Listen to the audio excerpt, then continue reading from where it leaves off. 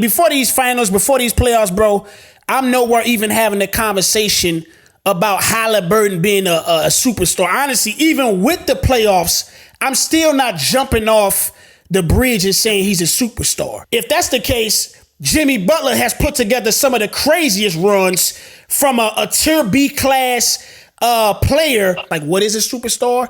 Like, off rip though, where would you kind of place that definition there from your side? I think a superstar is somebody who not just its production, its skill level, its ceiling, its aura, its leadership. Yeah.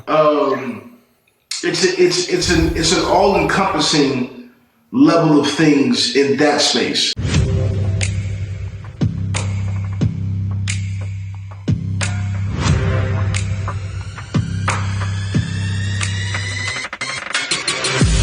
Basketball. He's not the best at titles. He's not the best at NBA. It's gonna be live things where we're doing live reactions to music.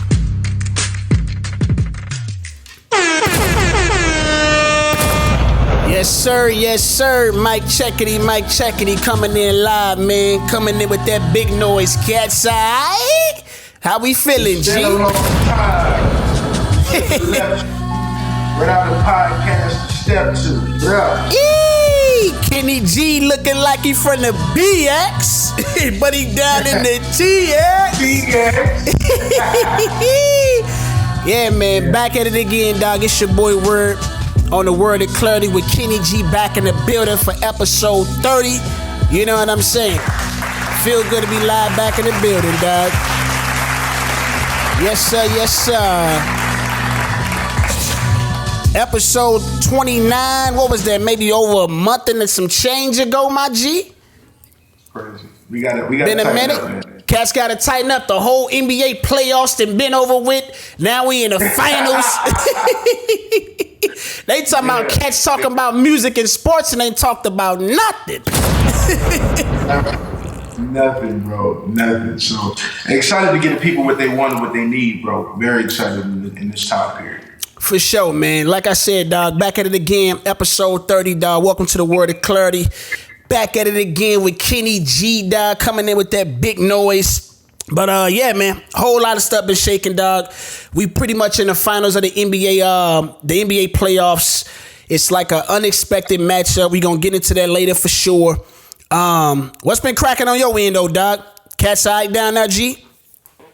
Yeah, man.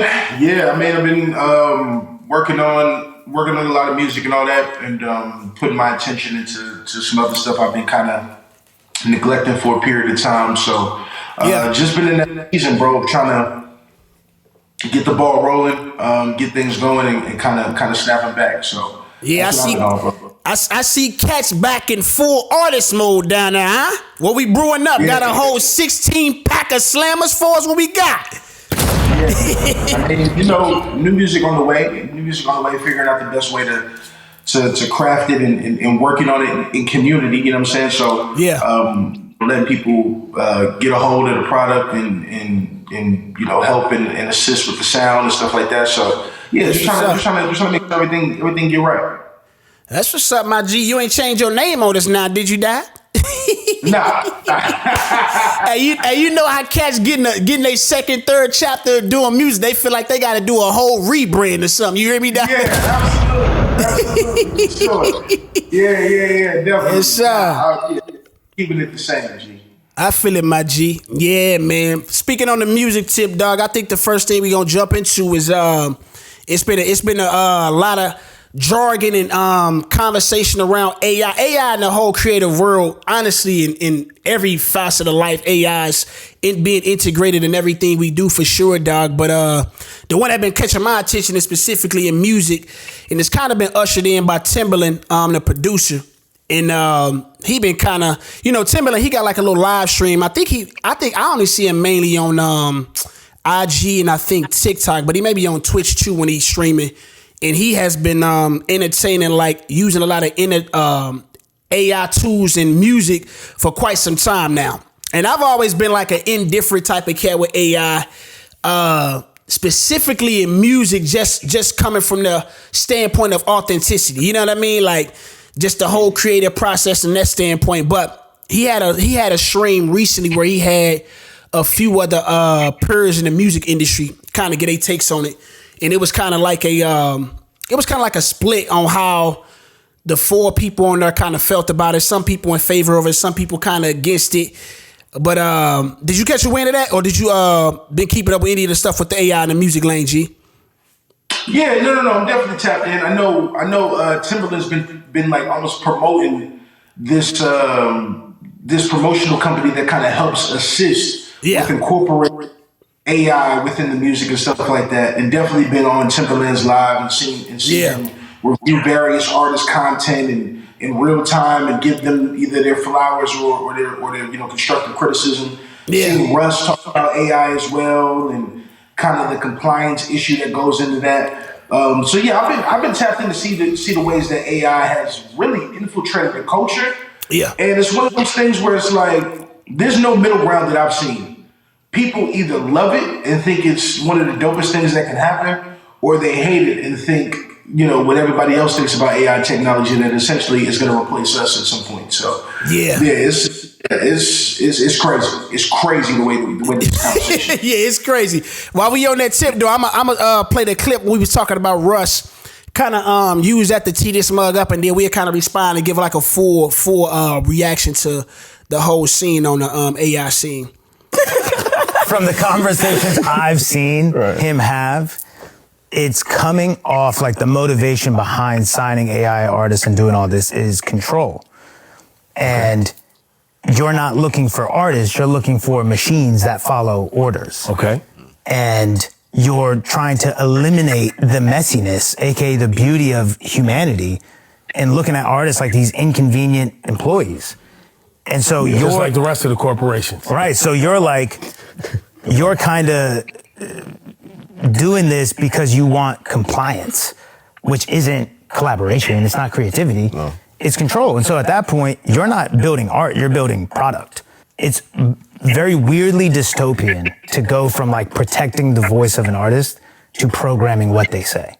Wow. And would you call it like manipulative almost? Yeah. And you're also telling the whole world that the ideal artist is the one who shuts up and obeys. It's like, that's compliance. That's not collaboration. That's not art. You're building product. And it's really kind of telling about our culture, not rap or anything, just like America, the world, that we just value convenience, speed, profit, output. So it's like... But I definitely got to go check that mug out. I think Rap Radar or Apple Music, they got like not Rap Radar, I think Apple Music, the segment they had with Ebro is now like turned into like a full-fledged podcast, and he was the first guest on there. But I think he raised a lot of dope points, man. I like the distinction that he made specifically when he was like, people were trying to make product opposed to art. You know what I mean? Like art can be a product, but I think essentially art is still art at its finest, like separate from that. You know what I mean? Like I don't think a lot of, you got a couple different approaches. I think some people go into making music or art with the idea of trying to make an actual profit off of it. And I think most people that are truly musicians that come from that origin of expression when they making art. You know what I mean? Like actually trying to put out a message, tell their story and whatnot. And it just so happened to be dope enough where people relate to it, buy it, want to, go and see it live, X, Y, and Z. I thought that was the first thing that caught my attention. But also I was like, it made me think about kind of like where Timbaland is. Like I think Timbaland is in a space where he is just like been in the game for so long to where like maybe even dealing with artists and wanting to be in a room with certain people and like doing all these sessions and collaborating. It's just not in his wheelhouse like it once was when he was a younger cat on the rise, trying to, grind, collab with everybody. He already got a legendary music Hall of Fame career. You know what I mean? Like he can retire, never put out nothing else and be good forever. So I think for him, AI probably looks like a total plus and a pro for him. You know what I mean? Like I can just be in my crib. I know one thing for me is I love the fact that I could create music like at a drop of a dime, just because like you don't have to collaborate with anybody to kind of get something going. Some people can't get into the studio and actually get something going unless they got a writer, unless they got an engineer, unless they got a, A&R that's sending them tracks X, Y, Z. But I think AI kind of supplement all of that in one, because it's so many tools, bro. AI is providing, dog, that is taking the place of a human, and like the roles in the music industry, in anything, honestly, like I said, any job, but specifically in music. You could get them to mix and master for you. You could get on the film side, you could get them to edit a whole podcast in a matter of 10 minutes that'll take you like 2 hours. You know what I mean? So I say when it comes to the AI in the creative space, it's just like seen as another tool. I wouldn't lean on AI to be the ultimate tool for like creativity, but I definitely see it as like somebody said, like auto-tune was like the first iteration of AI, like how it auto-corrects the people that really can't sing. In essence, that's truly what it is. You know what I mean? Like, and so I think AI for a lot of people kind of makes people feel like, then what are we actually listening to if we listening to artificial intelligence? You know what I mean? Like, and I can relate to that. I can feel that. I just don't think it'll ultimately replace the human experience from like the Chris Browns of the world going on tour. You can't put an AI in front of me that I would go and buy a ticket to. Some niggas might. That's me specifically. I can't do that though. You know what I'm saying? Like, and so I'm gonna toss it to you, dog, and see where you kind of take this mug with the whole feel of AI, G. Nah, yeah. So a lot of good points, a lot of things that I agree with on your side. Here's what I would say, right? For me, bro. For me. One of my so I'm one of those people who really enjoy AI for all the things that it can do. I'm a Chat GPT user, so if I'm writing something like more like a document, not like music or nothing like that, but more like a document, or if I'm printing something like an email, or if I'm looking for a more efficient way to do something, then I'll take what I have and I'll incorporate Chat GPT and its ability to structure and things of that nature, right? So I'm using AI for multiple different purposes. Yeah. Even like artwork, stuff like that. Like if I want to say, man, give me an idea. Let me just get a picture of what this would look like if you did A, B, and C. AI can assist with that, right? So I think AI is definitely a tool for sure. I will say this though, in this whole AI challenge where AI is like remaking songs or changing songs and things of that nature, I thoroughly enjoyed. There's a I can see the joy coming out of you when it comes to this, bro. Listen, I'm gonna tell cats right now. There's a version of Chris Brown's Residuals that is done by AI. In word, it's absolutely incredible. It's incredible. So what is it sped? Like what's the flip? They sped it up. How did they do it? No, so I'm gonna tell you what the flip is. The flip is it's done. The arrangement is different, and it's done in I believe like 70s swing or something like that. Gotcha. So imagine a live instrument, instrumentation music version of it done in like a jazz club type situation. Super fly, super like MTV or Unplugged, where you're almost like doing it like that. But the AI is doing all of it. Wow. And when I tell you that mug is so clean. Yeah, I'm going to have to go look that mug up. Yo, I was like, this is incredible. And it doesn't even sound like the same song. It sounds like a new record. You know what I'm saying? And I love Residuals. I think Residuals is incredible. But I'm just saying, like, that's how good it is. So I can understand the fascination with using it. And not even just for Russell's point, which I think he talks about a lot of good points as it pertains to compliance, what it means to not work with humans and free the voice of the artist and expression and giving them the ability to do what only artists can do, and not following the mold or following the rules, but being able to create from a space of freedom in the way that they sell the music, market the music, pitch the music, create the music, whatever you decide to generate from the creation of being an artist, and how AI can kind of take away from all that. But I think just on a scale of like being in front of and being able to utilize a new and shiny toy, AI is very interesting. And I think to negate that piece of it, and I'm not saying he was, but I think to negate that piece of it or only see it as something that is detrimental to artists rather than something that can be a tool and useful to artists, I think would be doing a disservice to the argument. Because you think about how hard it is to mix a record. You think about how hard it is to master a record. You think about what goes into, getting the clean sound and things of that nature. And if AI can speed up that process and make you be like, yes, this is how I always want my music to sound. Yeah. That can change a lot of things. So I don't know. I just think we got to consider both sides. I see the positive and the negative. I've been impressed by what technology can do, as long as this is the way I feel about it in summer. As long as cats are not.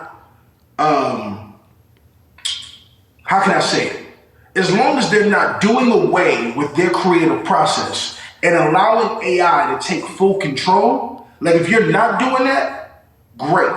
If you're keeping your element going, if you're creating music and you're using AI as an additive to what you already have going, what your process already is, bet. But when you begin to allow AI to dictate what you're doing, or to get rid of your process entirely, and you put your trust in that, then I think that's when we have a problem. You know what I'm saying? So I think as long as we put it in its proper place, it's just like anything else. You know what I'm saying? Now I feel a lot of those points for sure, dog. Even when Russ was talking about the messiness of humans, but that's the beauty in it. You know what I mean? Like there's certain times where Bryson Tiller is singing kind of like out of key and off pocket, but it meshes well in the pocket that he's in on that song. You know what I mean? Like he's not always right in the pocket, but it goes right. You know what I'm saying? And so the fact that you can get something so polished through artificial intelligence and tools that's similar to like that, I think those are the elements and imperfections that I think, maybe something that you really can't just duplicate via AI. You know what I'm saying? And I think as long as humans is constantly being humans, you know what I mean? Like as long as humans are humans, essentially, there should always be a space of real authentic music. And honestly, there's always gonna be an audience where they just won't buy into that side of the music. I think it's gonna be, I don't know if in our lifetime where we will just be sitting back on the charts where the top 10 records are AI charted records and they're being celebrated as if they're humans. In our lifetime, that's hard to see. Me specifically, that's hard to kind of come to grips to that. But yeah, I think essentially we kind of land in the same spot as just saying like it should be an additive to what you already do with your creative process, an asset, a tool that you can pull out in times of really need, and not just like you're banking on this to create whatever masterpiece you're trying to do. You know what I'm saying? Like I feel like it should just be a tool, because it's certain things where I feel like that can make my creative process a lot easier, like on the music side and the film side, whether that's production, editing, shooting, however it may be. But it's certain things that I miss because I take, like whenever I take those shortcuts, like creatively, and even a learning curve that you miss when you take the shortcuts. And a lot of times you don't get that if you're using those things that like limit the amount of time, expedite the time, but then you miss out on some of the creative things like you won't even think about when you just skip past that stuff. So sometimes, depending on the project or where I'm at, like it may lend itself to doing something that's going to expedite the process. Or if I got the time, I'm going to sit there and just go through the weeds, from step 1 to step 10, and then just go that whole route, because I may creatively come upon something that I haven't if I took the shortcut. So I think it's a balance of those words for sure, dog. Definitely a balance. I will say this. I don't know if you remember this last piece on the AI joint. I remember when that Drake and Weeknd record came out using AI. Yeah. And a lot of cats like, I didn't know that we had the capabilities to do this. Yeah. And I would imagine if they didn't get in front of that and squash that record was a hit. I mean, we gotta call it what it is. Hey, that's the scary thing. Hey, you remember, oh boy, somebody was making a bag off an AI record. The dude that I think it was that record. So he uploaded it actually to the DSPs and was getting bread off of it. But I think it was at a time that the laws for like music and copyrights, it was ahead of its time. So he collected a bag before they took it down. But bro, he ran up millions of streams in a matter of days. Like, and that's the scary. That's the part that I fear though. And I don't want, like, if you able to just say, let me make, I guess that it's joy from entertainment, like the residual joint. But like, let's say that person got the ability and the rights to that record because they were the prompter behind it, uploads that and able to collect off a remix. Not or not even, I wouldn't even call it a remix. That's just like I don't know what you would call it, like a rearranging of it almost in an alternative version and getting paid off that. Like if I'm Chris, I'm going berserk. Even if the record is fire, I'm still reaching out. You know what I mean? Like, even if it's fire, I'm like, Brody, that gotta come down. You know what I'm saying? So yeah, absolutely. But we definitely headed into the world and era of being the greatest prompters of all time. You hear me, dog? Because real quick, and I know we gotta move on, but real quick, this is the thing I think about. The unique challenge that AI is also able to incorporate is it can also give us features and spaces within music we'll never get in real life. Yeah. So think about it this way.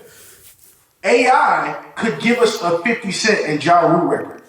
See, yeah, this dude crazy. No, I'm just saying. Hey, see, you living in the world of artificial. I can tell your brain. You starting to think it's just anything now. Hold on, man. I'm saying though, bro, it can get us there to where we could literally be existing in spaces where it's like these artists would never work with each other. Right. Like we can get another Kendrick and Drake record tomorrow that could be a hit, and you'd be like, "This is what we always wanted." You know what I'm saying? But yeah. But only AI could do that. So I think that's another way for cats to capitalize that could be dangerous. Yeah. You don't want to allow that to happen. You know what I'm saying? So. Nah, I feel that, man. We gonna get back to the music later in the pod, though, dog. But you cats know why we here, dog. Definitely here to talk about music, but first and foremost, the NBA playoffs, dog, has came to the point of the finals. You know what I'm saying? Apologies in advance for the pod not being present all throughout the postseason, dog.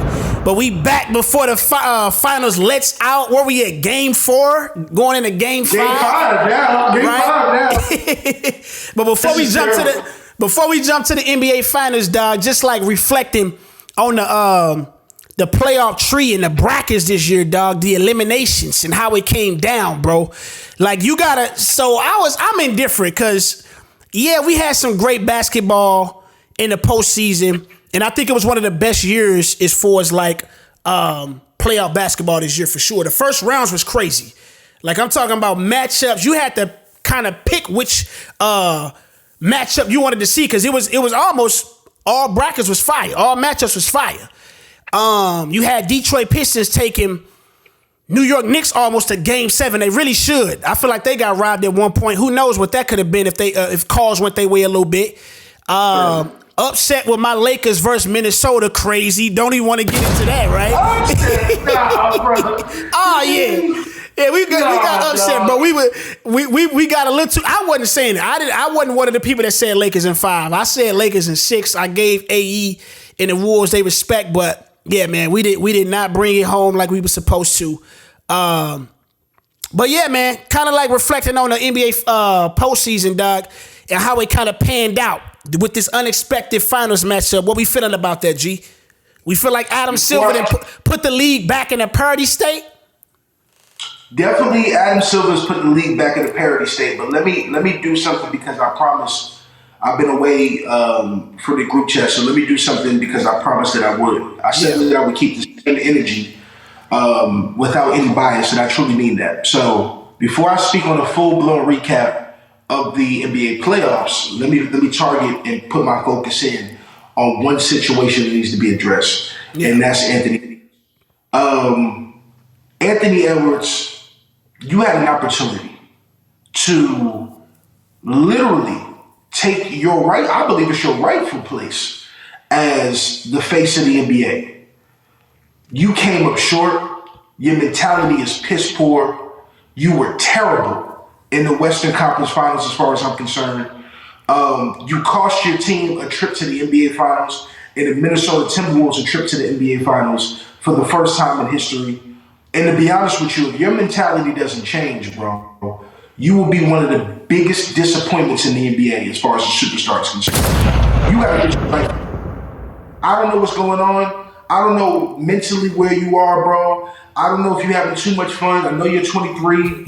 you out here living. I get it. But the reality of the situation is, if you care about the game, like you say you care about the game, and you literally have all the tools in the world to be the face of the NBA, there's nothing that can stop you but yourself. And you continue to be the person to stop yourself, bro.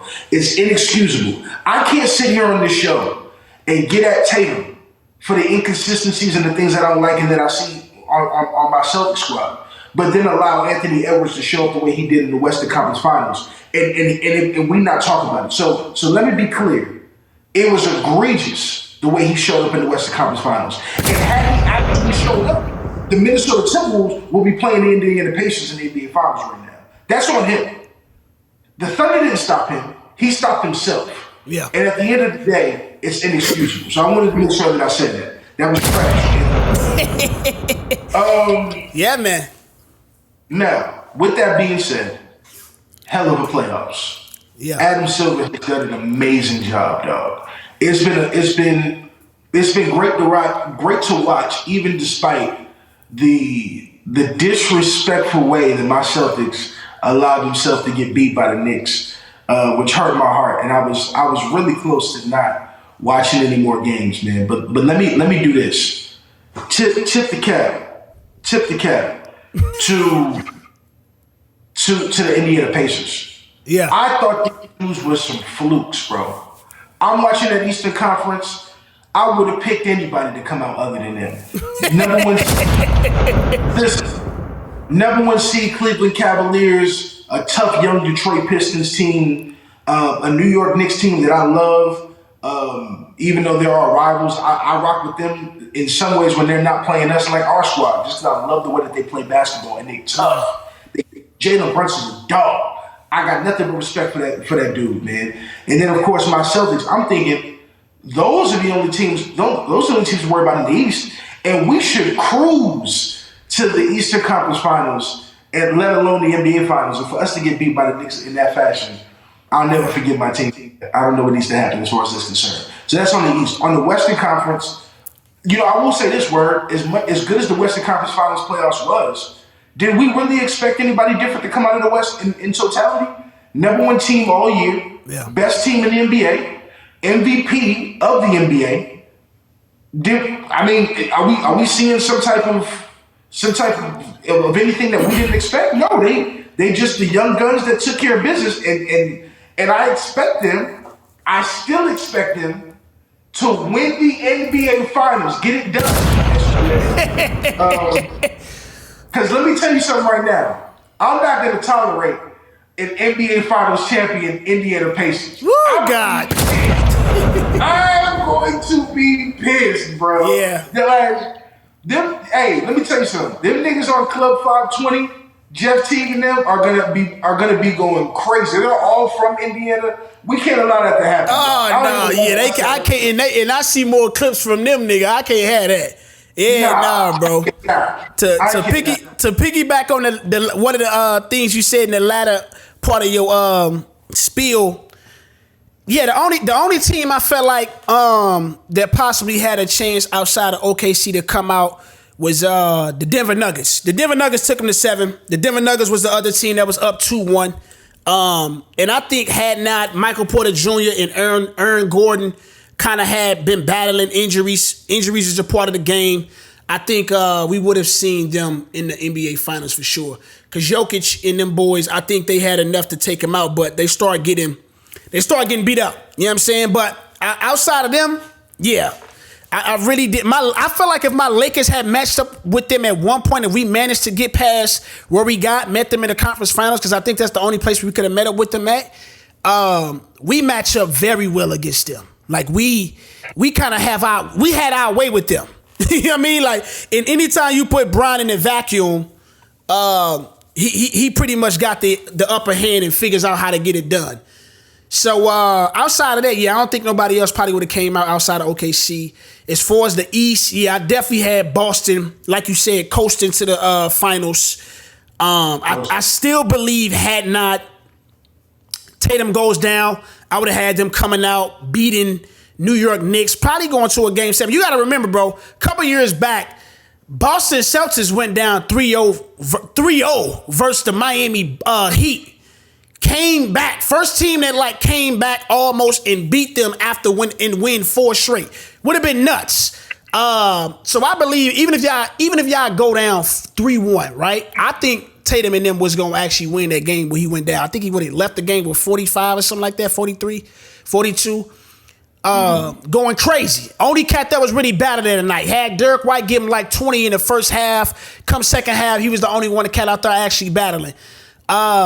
Even if y'all go down 3-1, I still see y'all being able to take it back, force game 7, bring it back home, and go up and go to the conference finals. And then I think y'all would have made it would have been in favor of y'all against the Indiana Pacers as well. I believe y'all swept them last year in the conference finals. So I would have had Boston in the Thunder in the finals had things shake up to be what they are. But this playoffs definitely got some curveballs, bro. Every time we thought like we had one of them ones, like big faces in the postseason like finals, Cass just kept getting eliminated, bro.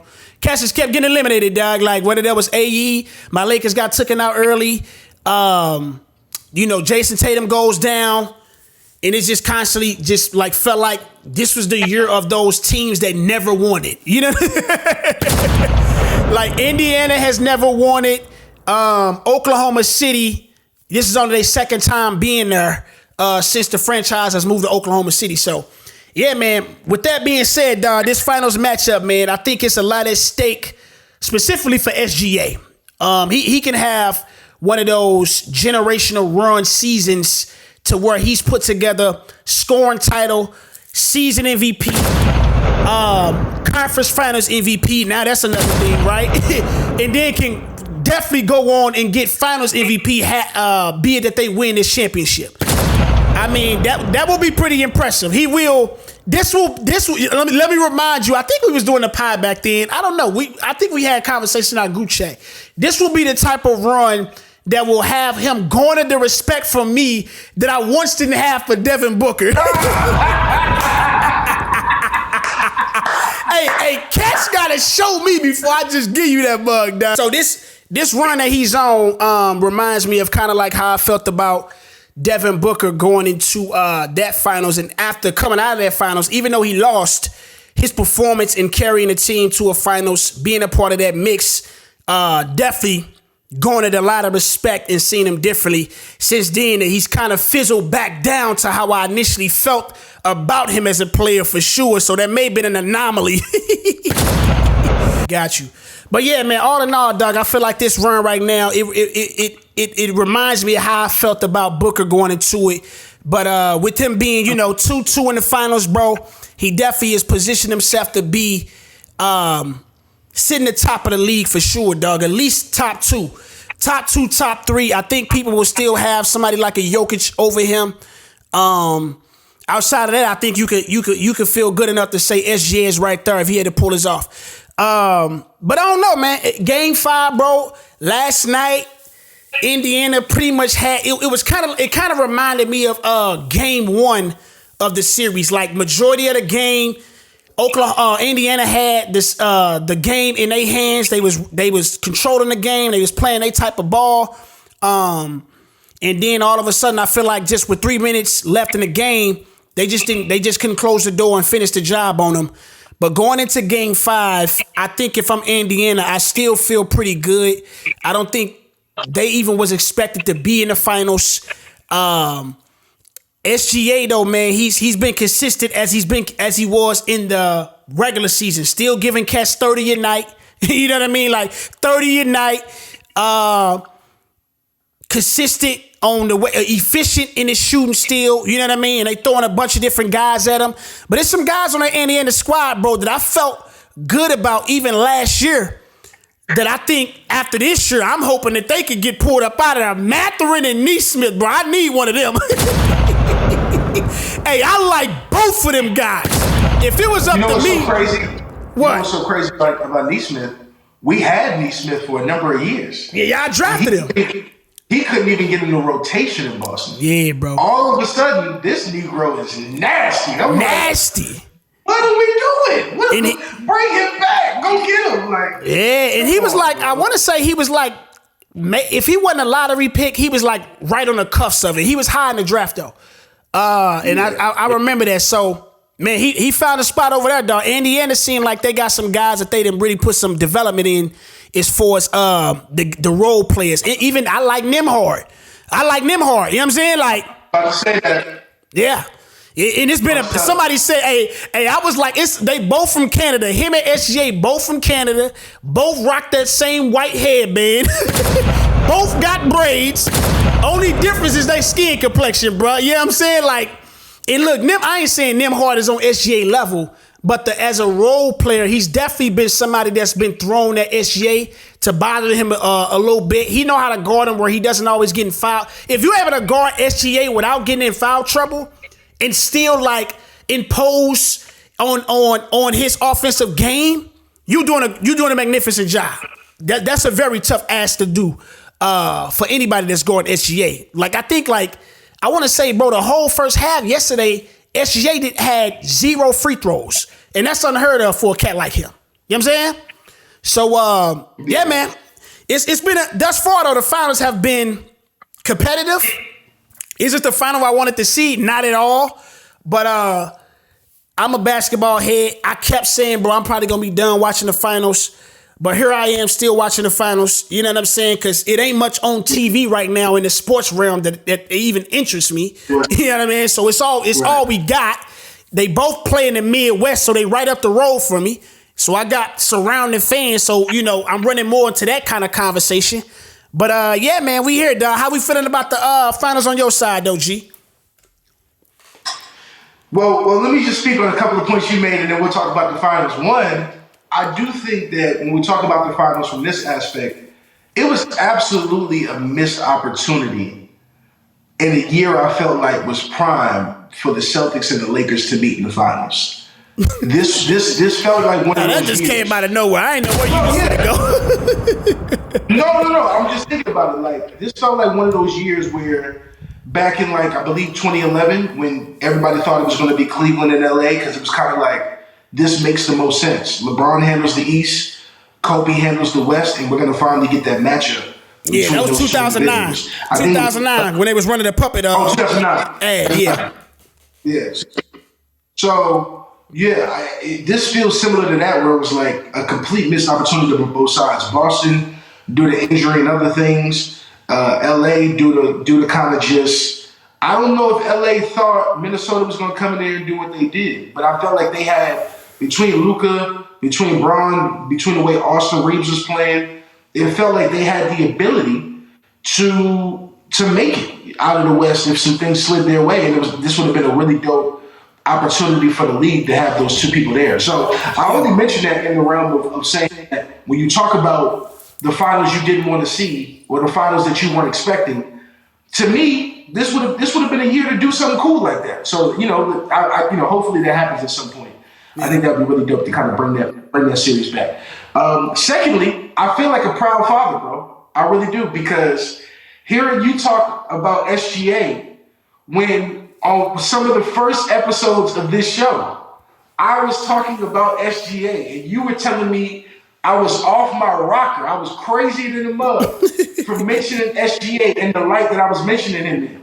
You were saying I was wilding for saying, you know, he's a top 2 young player in the NBA and all this other stuff. And now he's a couple of games away from getting all the accolades he didn't have beforehand.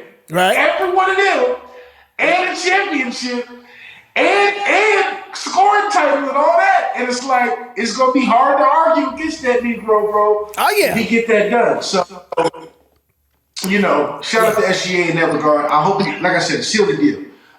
Before I begin to get on the games real quick, I just want to say one more thing, and this is still about the finals. Yeah. Listen, we also have to have a very weird and strange conversation, to be honest with you, dog. Like, we just keep it at 1,000. about Tyrese Haliburton if he gets it done. Yeah. Where does this put him? Who is he? Like, where do we rank this nigga? Because what's going on? Yeah, we're going to get to that.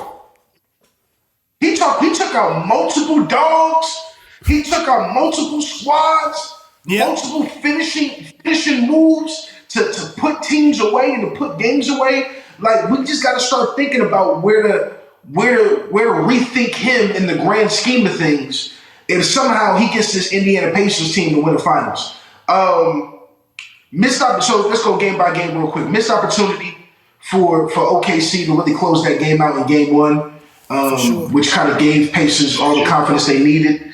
They came back in game two and took care of business. And then as everybody thought, okay, this should speak to OKC kind of running away with the series, Indiana comes back in game three and literally tells them, y'all not that much better than us, if at all. And beats them up pretty handily. Wins by 10 plus points in that game.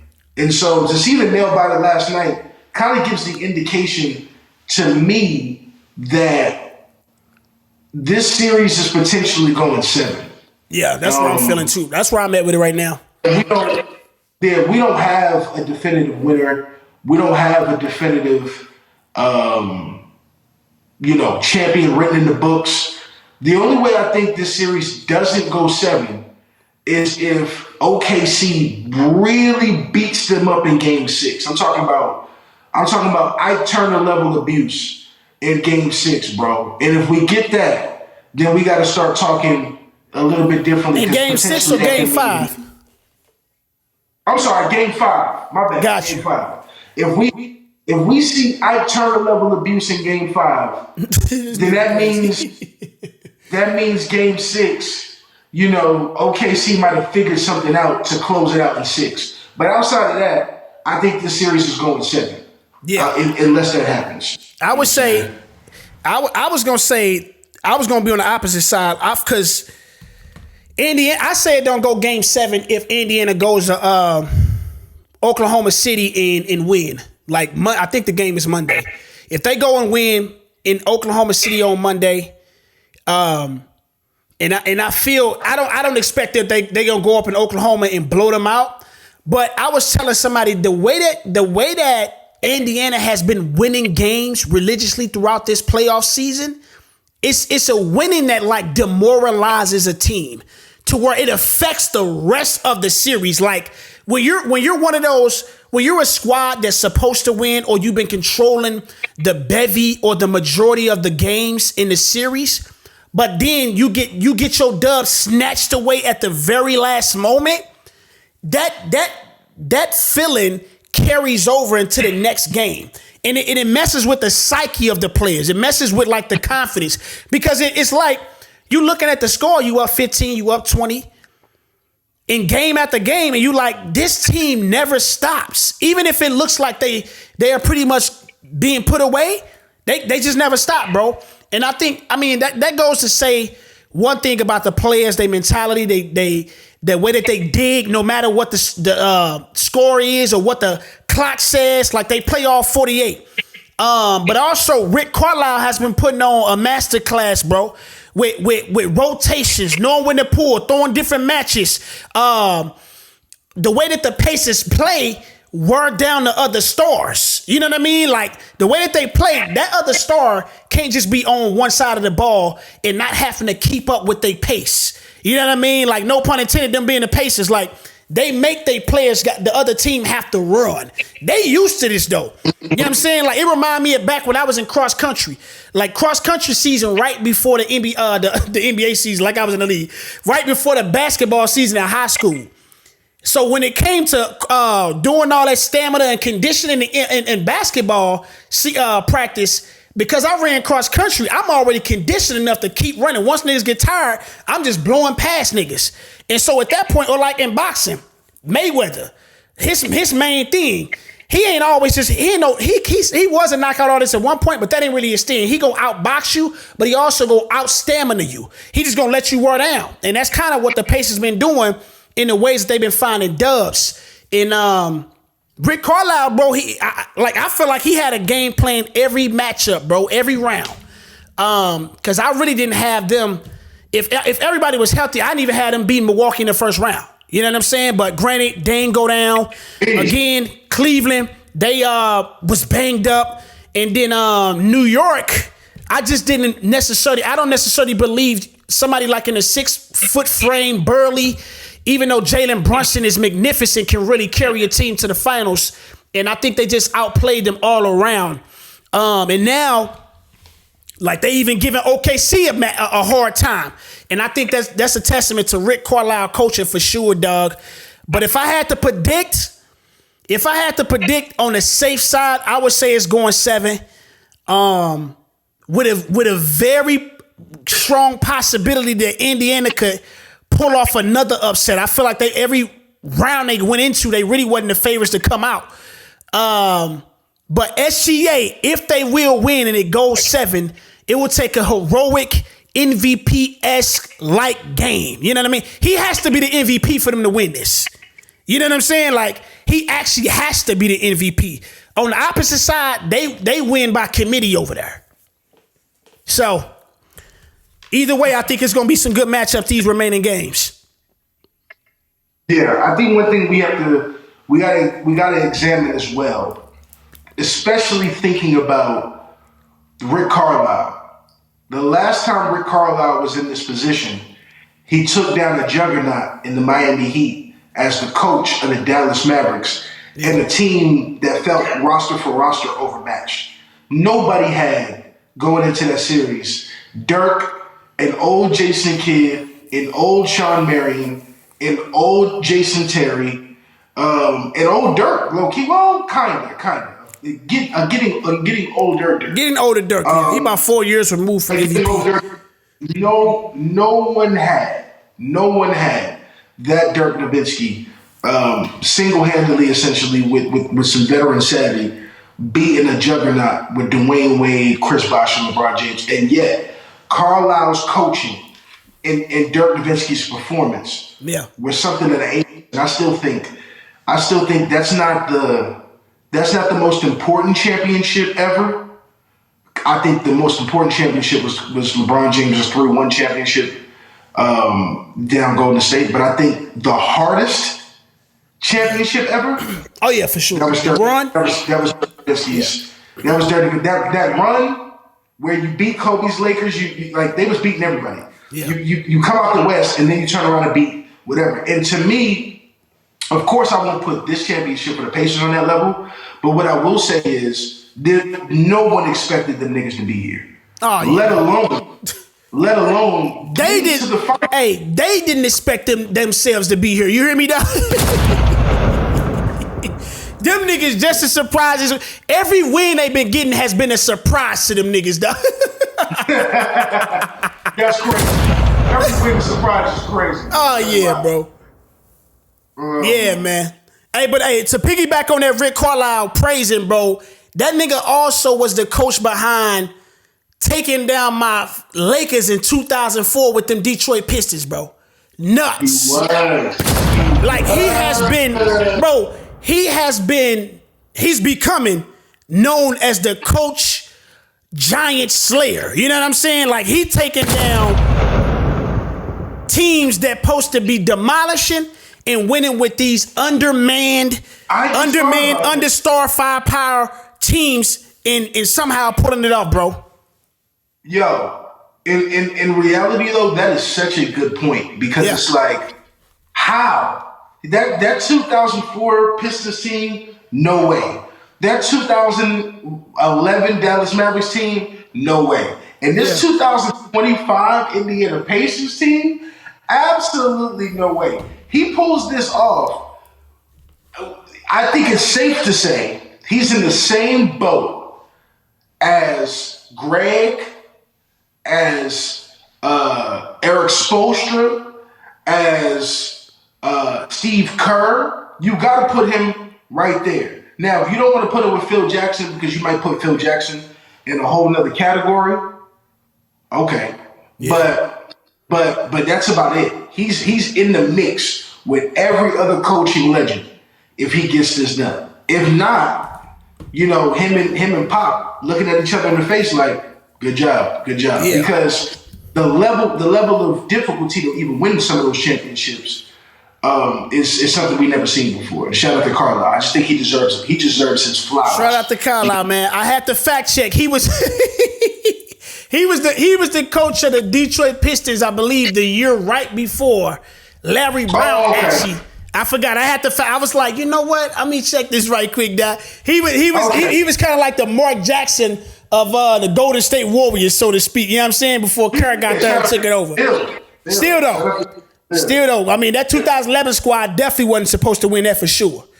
Definitely, man. With that being said, though, dog, man, Haliburton, bro, you mentioned it earlier, dog. Like, you know, if he goes on to win this, kind of having to visit that conversation, kind of like how do we even have a conversation around him, his stake in the league, how do we see him? One of the conversations that's been going on for sure on some of the big sport platforms, First Take, ESPN, is him being considered a superstar. And before these finals, before these playoffs, bro, I'm nowhere even having a conversation about Haliburton being a superstar. Honestly, even with the playoffs, I'm still not jumping off the bridge and saying he's a superstar. I think for me, bro, superstar, it's more than just what a nigga is doing on one playoff run. Like you can't turn yourself into a superstar just because you have a crazy one in the playoffs. If that's the case, Jimmy Butler has put together some of the craziest runs from a tier B class player, and we've never considered him being a superstar. You know what I mean? Like, and he's probably even in a more public eye and on commercials and got the notoriety for years, you know, leading up until this point over a Haliburton. Like, Haliburton, I think just now has really became a name, being that he's in the finals, being at the games on ABC. Like, nigga, I don't even watch Indiana games in the regular season.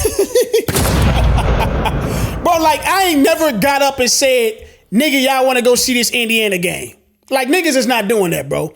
Out of all the group chat messages and debates, this is probably the first time, nigga, this is probably the first time on a podcast we even discuss a Haliburton. You know what I'm saying? Like, and our podcast is good to go and check that tape of who we talk about, because sometimes, like, we take breaks and nigga, it's like a month. It could be like a quarter within that whole season and we still ain't never talked about Haliburton. You know what I'm saying? Like, so I think for me, it's easy to gauge if he a superstar or not. I think one of the things that kind of helped the conversation is kind of defining what that superstar is. Like, what is a superstar? Like, off rip though, where would you kind of place that definition there from your side? I think a superstar is somebody who not just its production, its skill level, its ceiling, its aura, its leadership. Yeah. It's an all-encompassing level of things in that space. I think the reason why we've always kind of snubbed Jimmy from being a superstar is the production was there, but Jimmy there were dudes at Jimmy's position. There were 5 or 6 dudes you may have wanted to take over Jimmy at shooting guard in the NBA. So you kind of felt like, you know what I mean? Like think about it, bro. Haliburton didn't even make the All-Star team this year. Yeah. You know what I mean? So it's not even an All-Star. Yeah, like it's hard to call a dude like that a superstar in consideration for that. But if he continues to have these Jimmy-esque performances in the playoffs, we might have to start saying something. You know what I'm saying? If he's a champion, we damn sure got to revisit it somehow. I don't think it's safe to call him a superstar, but maybe a definitive high-level all-star, maybe, because you can't. What we can't ignore, just to be honest, is even though Haliburton doesn't possess the bag, the set of skills, the aura that some of the guards who are just more special, have a higher ceiling than him, his productivity in the biggest moments always shines. And when you think about that, that needs to count for a whole lot more than even some of the things that I'm saying previously. So in light of that, I just can't imagine. Like, I'm thinking about off top, right? The top point guards in the NBA. Yeah. Am I willing to put Haliburton over Kyrie Irving? That's what I was just about to go to. Hell no. I'm not putting Haliburton over. I'm not even putting him in the same conversation as Kyrie. And see, honestly, Kyrie is one of them guys that like nullifies all logic of why we even. You know what I mean? Like, he just makes a nigga think crazy. You know what I'm saying? Like, but he's not in that conversation. No, he's not. But keep going. Sure. And let me tell you the special thing about Kyrie. He's already a champion and has already got it done multiple times. So, and was just in the finals last year. So we can't. It probably has almost, if not one of the most historical shots of all basketball history. All of basketball history, brother. Yeah, absolutely. I mean, so okay. If I put Haliburton over Trae Young, let's go through the list real quick. Yeah, I mean, that's a pick 'em for me. Trae Young has had big moments in postseasons and put together consistent seasons statistically for years. I think this is the first year Haliburton has led the league in assists. Trae Young has been giving us 20s and 10s for about 9-10 years, it feel like. All right, let's keep going. Am I putting Haliburton over Jalen Brunson? No, definitely not Jalen Brunson. No. Okay. Boston, we don't got no guard like that. Chicago, no. Detroit. Cade Cunningham, is he better than Cade? I don't know. I mean, I don't know. I think statistically he's not better than Cade. I think some people may prefer him because Cade really isn't Cade's not really a PG to me either. His frame is big. I mean, he don't got a great handle, but I think his ceiling, though, I believe his ceiling right now is higher than Haliburton's. Yes, but right now I can allow somebody to pick Haliburton over him. Okay, Denver, is he better than Jamal Murray? Yeah, he wherever Jamal Murray is, he's about there. Yeah. He's about wherever, and Jamal Murray is not a super. That's actually probably the most equal parallel for Haliburton. Reason I say this, back to the superstar convo. Reason I say this is because Jamal Murray and Haliburton, neither of them are superstars. But in the times where you need stars to be superstars, they're them guys. So I would say they have superstar-esque like moments. But 82 games regular season, we're not looking at either one of those guys as a superstar. So you would say there are three tiers. There are stars, there are all-stars, and then there are superstars. Yeah, that's how I'm looking at it. Okay, yes, sir. And Haliburton is where? A star or an all-star? Haliburton is a star that's a budding all-star. Yeah, Haliburton, because you can drop his name in the mix of a room, and if you're talking to basketball fans, we know exactly who you're talking to. You can't throw Haliburton in a bucket of non-NBA fans, but casuals that only come around when the playoffs or the finals are happening, and everybody know exactly who Haliburton. You can't. He's not that level of a superstar or all-star. He's not that. He's not. Okay. And honestly, that's where I begin to kind of weigh that superstardom of somebody. It's really because, like you said, the game, the bag, what you do on court, it's a certain threshold you need to meet. But I think it has a lot to do with like the casual or non-NBA purist notoriety of you. If you can't just throw your name out there and cats know, or it's a must see, like you ain't at that level. You know we gonna be on. You know we pulling up trying to get the best seats to see Curry. You know we pulling up gonna see Bron. You know what I mean? Like honestly, bro, it's not many superstars in the league. Maybe 5, maybe a couple more fingers after that. Maybe.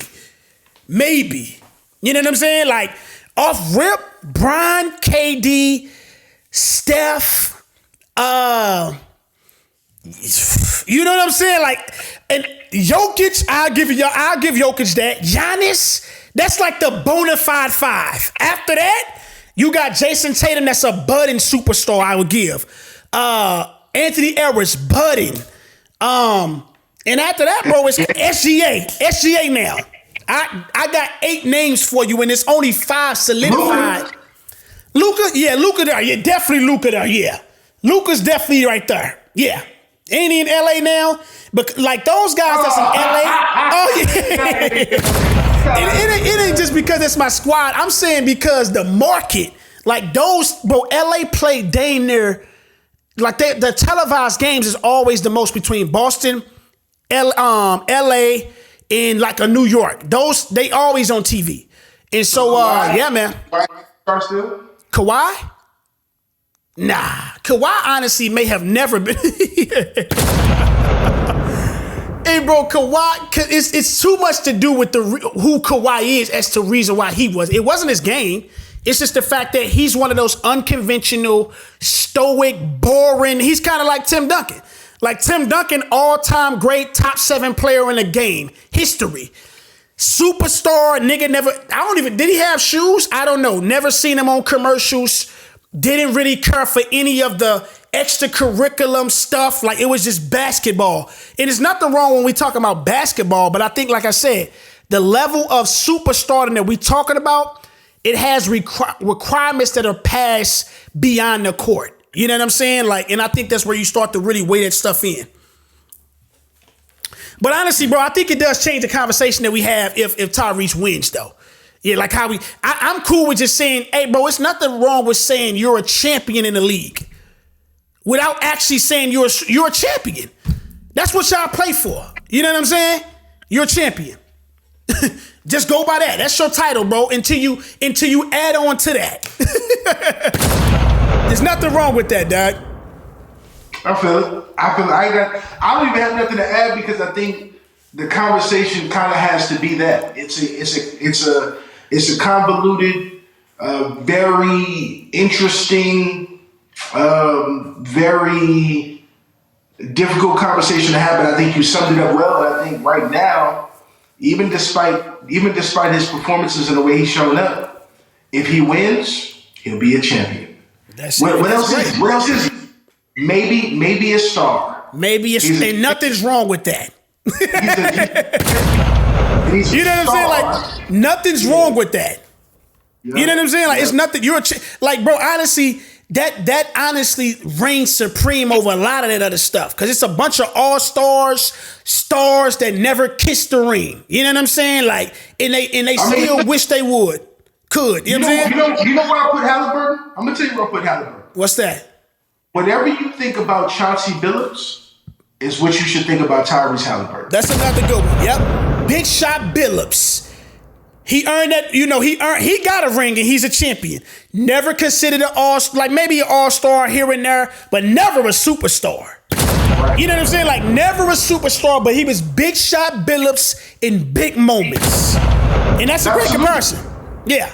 Absolutely. All those guys. You said Jamal Murray earlier, Billups, Haliburton, he's already proven to have, like, I think he already hit a crazy amount, almost record time or record breaking on this playoff, in a single playoff run. So, you can give him that. Yeah. Yeah. You give him that, man. Flip it to the other side right quick, man. Is SGA the greatest Oklahoma City Thunder if he goes on to get the championship? What do we feel? No. No? No. And I say this. What Russell Westbrook did for that community. Yeah. Russell Westbrook crawled and walked so that SGA could run. So, in my mind, Westbrook is still the best Thunder player to ever put in that jersey. Here's the change. If SGA gets another one, sorry, Wes. If he gets this one and another one, yeah. Sorry, Russ. I feel that. But to me, Russ made OKC even a destination that people would be willing to go to. Yeah.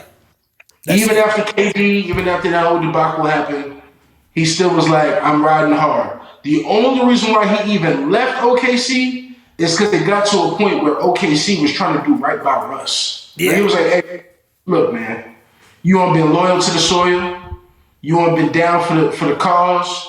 Let us take care of you, dog. Where do you want to play basketball? And what situation do you want to go to? And no matter where that is, we'll make it work. He said, hey, I want to go play with Harden again in Houston. and they took care of him on the back end. You know what I'm saying? Yeah. And so, yeah. I feel that. Yeah, I feel like if SGA goes on to win this chip, it'll be like a pick'em for me specifically. Russ is still my favorite player in the league outside of JT. But yeah, like you said it well with Russ being the person that crawled so SGA could walk and take off and lead them guys to where they are now. Only thing I would press up against that is also the job that Sam Presti has done over there with the trades and the assets of picks and things of that nature that he's been able to obtain over the course of 10 years, it feel like. They saying they didn't call this mug the Paul George finals because of some of the stuff that they got from that Sam Presti trade when they sent them out. But yeah, man, I think if he goes on to win, he'll be right there, right at the top with Russ. And I think if he just continues to put together a great career, keep these guys afloat in the Western Conference side of the picture, and maybe contest for another one, putting together seasons year in and year out like he's already done, that's still all-star level, he pretty much can then go on and take that title. But I think Russ may be still like the most, just Russ, who he is as an individual, the ties, what he still does for the city, I think goes beyond just the court, and why he will still probably be like the most beloved. And being like the guy, like whenever that franchise first kicked off, I think being like the first pick in the draft that they got to add to that roster. So I think a lot of sentimental reasons as to why Russ will still be seen as like one of those goated Thunder players overall, man. But yeah, man, this finals, man, Game 5 predictions, bro. Who you got winning the next one? I got OKC winning the next one, bro. I think this is their opportunity to gain some space. Yeah. In the series. Going up 3-2 even means that you can turn around and go home and lose. Or no, they will be going home to lose a game 6. What you talking about right now? No, I'm sorry. Game 5, you win at home. Mm-hmm. Game 6, you go to Indiana. And even if you lose game 6, come back to the game 7, you're coming right back home. So I think I got OKC saying we're going to be the first team in this playoffs. This is how good the Pacers have been, by the way. We're going to be the first team in this playoffs to give the Pacers back-to-back losses, which hasn't happened yet. And I think if OKC can pull that off, get game 5, then they'll eventually be crowned as champion and get themselves some to make that happen. That's how I see it playing out. Got you. Yeah, Game 5, man. I'm gonna go out on the limb and give it to Indy, like you said. I believe it's on the books that they haven't lost back-to-back games since like March. Something crazy. And they undefeated in the playoffs. Anytime they lose, the next game they come back and get a dub. Not saying that's automatically mean that they win, but it shows the type of fiber and just perseverance and get back that them guys have in their cloth, man. So I see that happening, bro. And let's go with the route that you said. They OKC get the dub, and Game 6 they go to Indiana. Depending on how they lose that, if that was to happen, depending on how OKC loses that, I would then scale it back to Indiana having that dub in Oklahoma City for G7. And what I always remember, bro, is the way that, now this is one of the most, historic shots. Like I said, that I got Kyrie Irving's shot like being the most historic shot, big time shot, because it was Game 7 in the finals, coming back from 3-1 that I've ever witnessed. But one of the second best was, I want to say, what was it, 2014? Maybe it was 2013, I think. Game 6, Miami versus San Antonio. Ray Allen corner shot. Bosh get the rebound. That's Game 6. Cats thought that was the game to win the finals. It wasn't. San Antonio had home court advantage and still could have took care of business back at the crib. But the way that they lost that game was so demoralizing. That like I said, that stuff the way you lose affects how you come into that next game. And so the momentum swung so heavy, bro. And Indiana has the same type of, way that they could win and the way that they win games that I think if it was to go to Game 7 and they took a Game 6 win in that fashion, could very, very much have it looking like it could be back in they favor. So that's how I see it, man. Game 5, I see what's the name again it though, man, and we'll go from there, dog. NBA offseason moves though, bro. 2 names just keep popping up: Giannis and KD. Let's go with Giannis first. Do you believe Giannis should stay in Milwaukee, or he should look out, scout the field, and look to go chase a ring elsewhere? What we thinking? And ever since Milwaukee got rid of Drew Holiday, it seems like they cursed him there, bro. I don't know. That bad luck that they got going, like my boy Dame has not been able to stay healthy. Yeah. Something's always happening to him every playoffs, which was never really the case in Portland. Never. It looks like that Milwaukee run, if Giannis is smarter rather than loyal, that Milwaukee run, unfortunately, should end. And I say unfortunately because I think it's been a beautiful story. I think Giannis is one of the main people who has put Milwaukee on the map to look like and be, a first-class organization. But they're just not in position to continue that run to give Giannis what he's looking for, which is ultimately to compete for a championship year in and year out. So I believe he should go. The issue is, where do you go? Because you're looking at the landscape, and the easiest trade to make for Milwaukee to get decent compensation would be to the West. But that's a gauntlet. And if you're Giannis, you're thinking to yourself, dog, do I really want to go through the Lakers? Do I really want to go through the Timberwolves? Do I really want to go through Thunder? Do I really want to, you know what I mean? Like, because it's not going to be those 3 teams. It's going to be somebody else. It's going to be a San Antonio. It's going to be a, who else can come out the woodwork in the West? Houston. It's going to be somebody like that who's on the brink. And don't get me wrong, Houston has some young tools, but I don't think they need a Giannis. Houston needs more. They need more of a KD than they need a So if you're Giannis, you're thinking to yourself, where can I go? And if you did stay in the East, then you're probably looking at a team like Cleveland. You're probably looking at a team like, Miami. You know what? Miami. And that's cool, but it's not, it still doesn't really put you in that position.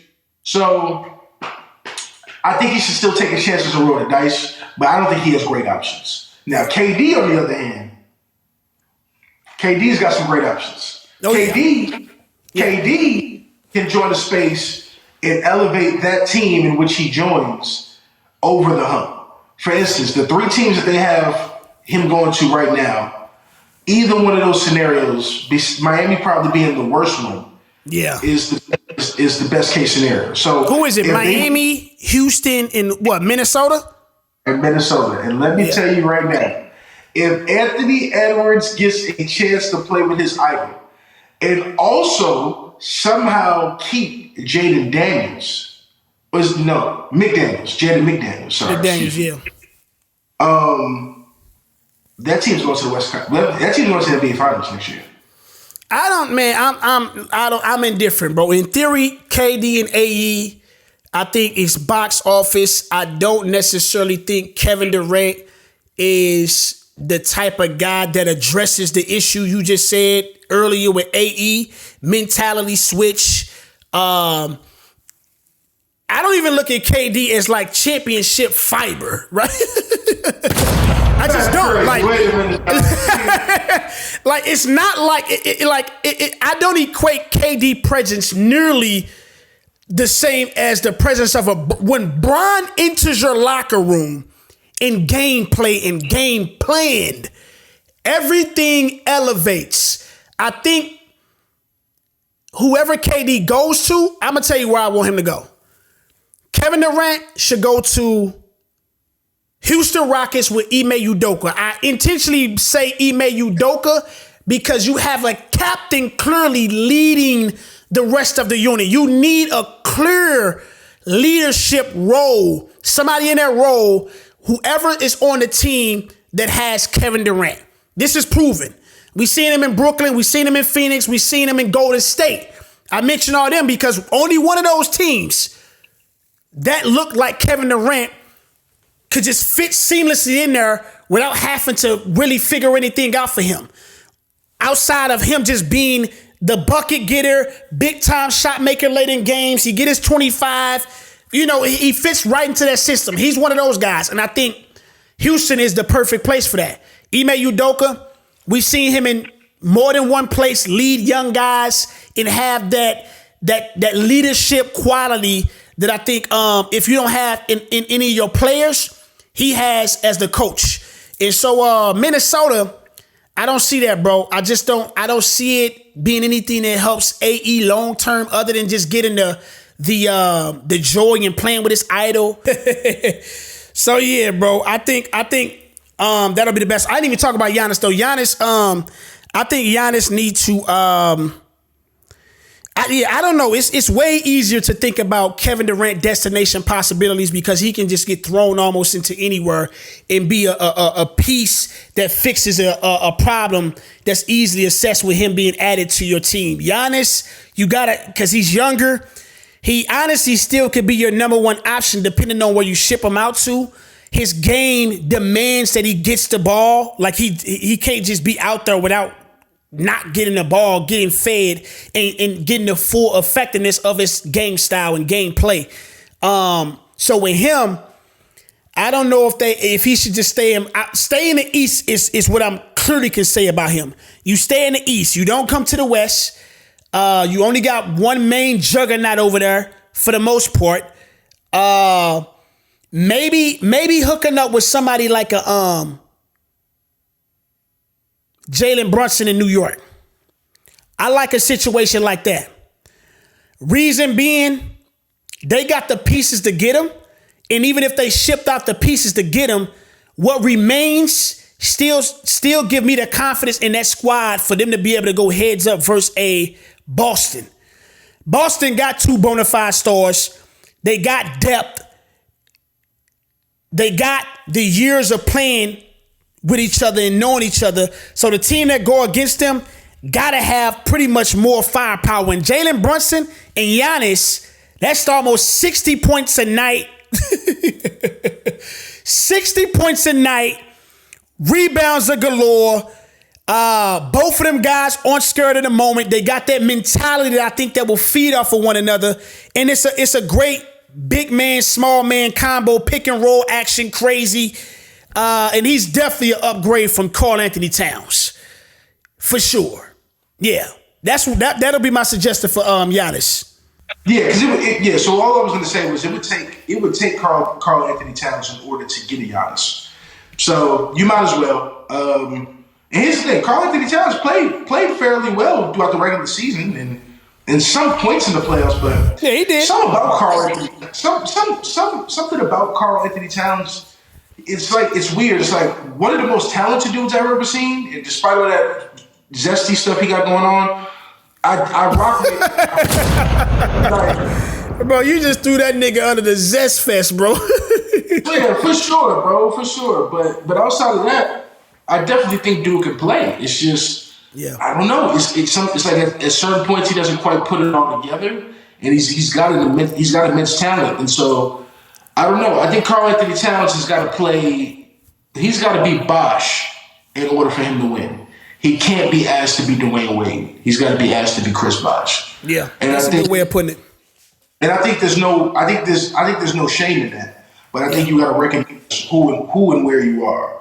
And I still think a Dame and Karl Anthony Towns connection could still be something decent because I think Karl Anthony Towns would be more productive knowing he's got nobody else to look over his shoulder and nobody else to really bother him. He can kind of just be whatever. So if Dame is in Milwaukee for the foreseeable future, at least you get to play with Karl Anthony Towns. You don't get Giannis, but you know you get Karl. You maybe get something else coming in from New York because it's not a straight up fair trade. So the Milwaukee will probably ask for another piece. They'll probably say, hey, in order to make this work, we need Karl Anthony Towns and we need OG. I don't know who.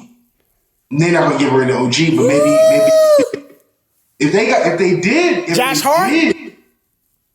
Josh Hart. Somebody of that core over there gonna have to get thrown in there. Yeah, Josh Hart. Yeah. I can absolutely see that. So Josh Hart, Josh Hart, Dame, Middleton, Karl Anthony Towns, Brooke Lopez, maybe still got Bobby. That's not bad. Yeah. That's a sixth seed in the sixth seed in the East. Yeah. Y'all cool. Maybe y'all, even better than cool. that. Yeah. Yeah, you know what I'm saying? It could be worse. So, yeah, in light of that, that's what needs to happen for sure. And I definitely think that'll be a good place. KD in either Houston or Minnesota, and Giannis in either New York, or if he is going to go west, and this is just my fandom, I would love to see him in San Antonio, bro. I don't know what. When I seen that, I didn't understand that, bro. That's nasty work to me.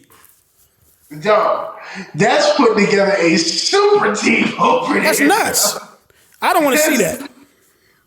That's nuts. Let me tell you something. San Antonio will go from busted and disgusted to prom king immediately, bro. And then quite literally, because Wemby, Giannis, D Fox, and then you got rid of like the rookie of the year, Stephon Castle. You got rid of him.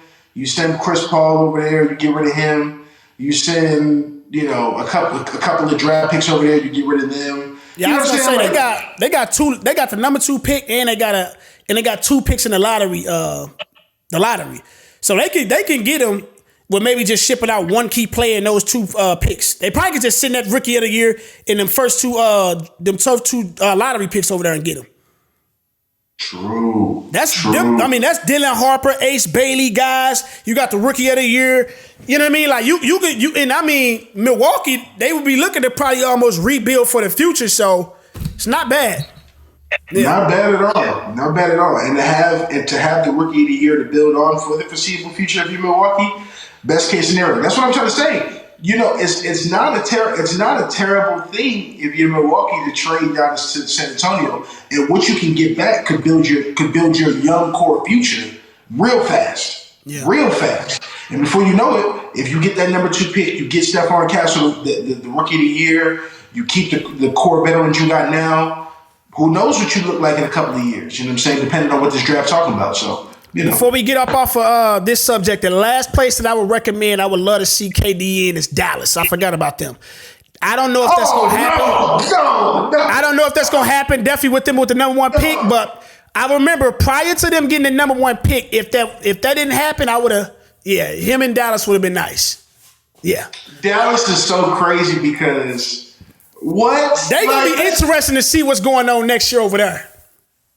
It is. It's gonna be interesting, dog. Listen. Go ahead. Take Cooper Flag and get the hell out of the way. Take Cooper Flag and go. Yeah. Let's not complicate this. Take Cooper Flag and go, please. Yeah, man. We're gonna jump into these music topics right quick, dog. BET Awards 2025, man. Hosted by your boy Kevin Hart, dog. Had a few co-host comedians out there, Drewski, Casanat. Everybody wants something going on with Casanat out here, dog. The clip that went viral from that immediately was Casanat walking into the arena or walking into the actual wherever it was going down at when he was going back to his car. Wale had a little interaction. He greeted him. I thought he greeted him like anybody would, like a normal civilian. He was on the stream the entire time while he was there at the awards, and so you got to kind of see the conversation he was having with his chat in the whip, and he was just not familiar with Wale. And let me first start there. Do you think he didn't necessarily know who Wale was? I was a little skeptical of that. I'm not gonna lie to you. I think there's a good possibility he did not know. You got to think Wale I can agree that looking at somebody and not recognize them is a real thing. I can see somebody in real life. He isn't the most public facing guy. He ain't on like no interview run. Been a while musically where he was like popping. So seeing him, all right, cool. Once you get the name in the chat, that boy called him Wale. And that's the only reason why I was like, okay, maybe because anybody that see that name, they know it's pronounced Wale. But I was like, man, maybe he really did know this nigga, dad. Yeah, I'm gonna say this. I didn't know. I knew he was on stream, and I knew the conversation they had afterwards. I did not know he got the name in the chat. I did not know. He got the name. The chat started spamming. Hey, that was Wale. He said, "Who is Wale? What he do?" He asked the chat, "What does he do, bro?" Yo, that's nasty, bro. Yeah, that's nasty. So do I believe that? It's harder to believe that. Yeah. But I still think it's possible. Like these YNs, bro, they don't really know anybody outside of. You got to either be A-list B+ famous, or you have to be one of them in order for them to know you. Like think about it. He knows Duke Dennis more than he knows Wale, and that's just a testament to his age and in the field that he's in, rather than like.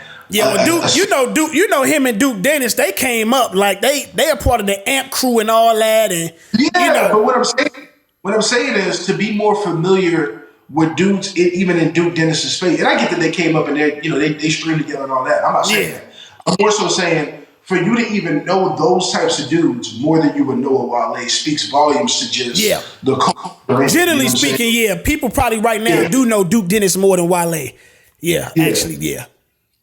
And so that's just the era we're in. So I feel like Wale had to relax. He was a little bit too emotional about it. I feel like I was gonna say. So what you think about when he approached him? I guess like in the middle of the ceremony when he was Castanet was sitting next to Snoop, and he was like, "Yo, that mug making me look bad right now." And Kai like, "Oh, my bad, bro." Like he probably didn't even think much of it, but here he is probably looking at Twitter in real time. And he like, man, this mug got me. You know what I'm saying? Like, what you feel about that? Yeah, let me just say this, right? Wale's got to have a reality check to a certain degree, and here's why. I rock with Wale. Think Wale's music is dope. Think it's been dope for a long time. But let's be honest about it, though. Kai Cenat got invited to be on Shannon Sharp's couch and do the podcast. I don't think Wale's getting that invite. Wale is not even of the caliber of a Kai Cenat in culture right now, and that's crazy to think about. But it just is the reality of the situation. So not only are you somebody who's not quite in his generation, you also have been surpassed by him, and he came out, was born, and became a star during your music career, and now he's over you. So you think about it from that standpoint, it's just a reality check that needs to be had. He doesn't have to know you, and to be honest with you, bro, like unless you're a little bit more than a hip hop casual, not many people are going to know you. The one thing that they would know you for is the record you have with Usher, which is Matrimony, because that record was so huge and so worldwide. And put on real still and things of that nature. And it's not to say that he doesn't deserve more accolades. And maybe this is what he's been complaining about his entire career. Even why J. Cole called him out and things of that nature. I know a dude who's super talented who every time I get around him, he's complaining about where he should be rather than putting in the work to be where he needs to be. And and even J. Cole was saying that about his dear friend Wale. So all I'm saying is, hey dog, I know that was hard, but you care too much about the chat. And you're not being real with yourself. Right now, you just not there. And that's okay. That's okay. I feel that, man. Overall, the BET Awards this year, I feel like Kevin Hart brought it back to some pretty good quality standard TV entertainment ceremony, even just the production. You know what I mean? When I looked at some of the performances, Tiana Taylor, they really looked like they had a nice size budget for the things they was incorporating with her performance. Wayne was there this year. Actually, some big names. Kendrick came through. Looked like Kendrick and SZA got fresh off the plane because SZA won early in the ceremony. Nobody came up and got the award. And then Kendrick wins, and then he's there. And then they shoot to the crowd, and you see SZA sitting next to Lizzo. So looked like they had just got touchdown in the city whenever that happened. So it was dope to see big names actually come through. Big performances. The Icon Awards they chose this year, I thought every one of them deserved that recognition. I think it was Snoop Dogg, Mariah Carey, Kirk Franklin, in the greatest of all time in the world of entertainment to me, the grandiose Jamie Foxx. You know what I'm saying? And you know, they each had like different tributes. I believe Mariah Carey, Kirk Franklin, and I don't think I seen Snoop Dogg's, but I think he actually did a performance too. And then they did a tribute to Jamie Foxx as well. So all of them deserved it, man. I felt like they really killed it. I don't know if I ever seen that many icon awards handed out at once, but I feel like, they trying to get out as many as they can before, some of these people pass away. Want to make sure cats get their flowers. Not sure like how long BET Awards will be around. I know I seen Ray Daniels talking about the BET Awards got 3 years left and it's over. And if he said that prior to this mug happening and I didn't see this last ceremony, I'd be writing out lines saying the same thing. I feel like the BET Awards leading up to this year has been really underwhelming, lackluster. Not many big wigs coming through to kind of really show face and do performances. But I feel like this year they really did justice to it. Tyler Perry was there. If you feel indifferent about him, that's definitely understood. But even having him in the building, you know what I'm saying, I think is pretty big. And man, I think all in all, it was pretty stellar. It was pretty long. I think it was like from 7 to 11, which is crazy. It was live this year. They sometimes do a lot of those pre-recordings that automatically kind of gives you a different expectation with going into it and how you viewing it. I hate like you just recording something a day before and it coming after the day afterwards. But yeah, man, I thought they did their thing this year, dog. A lot of highlights in that mug for sure. I didn't even really trip off the awards, but I know TDE won big this year for sure. I think starting off with Doechii, she won, I think, Best New Artist of the Year. I had Leon Thomas winning that, but Leon Thomas actually still got a dub for some category. It may be R&B Album of the Year. She won, SZA won something. Kendrick won, I think, Best Rap Album for GNX. I thought Sexy Songs for You could have won, and it was something else in that category. But I felt like they was just paying the ultimate homage to homage. Bro, I'm not of the class that say homage, but niggas got me on that shit now. They paid the ultimate homage to TDE this year, nigga. And then there was a Wale story that came out after that on the Joe Budden podcast Patreon, where he spoke about years before, like the title of the clip, somebody was like, which is crazy, but I kind of understood why they did it.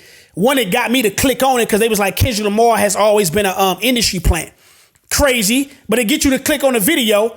But then the clip was about Wale getting the award that wasn't televised, and they gave it to somebody else on the television segment, but still gave him the award, and they still expected him to perform after he received the award, but didn't get recognized on television. Crazy.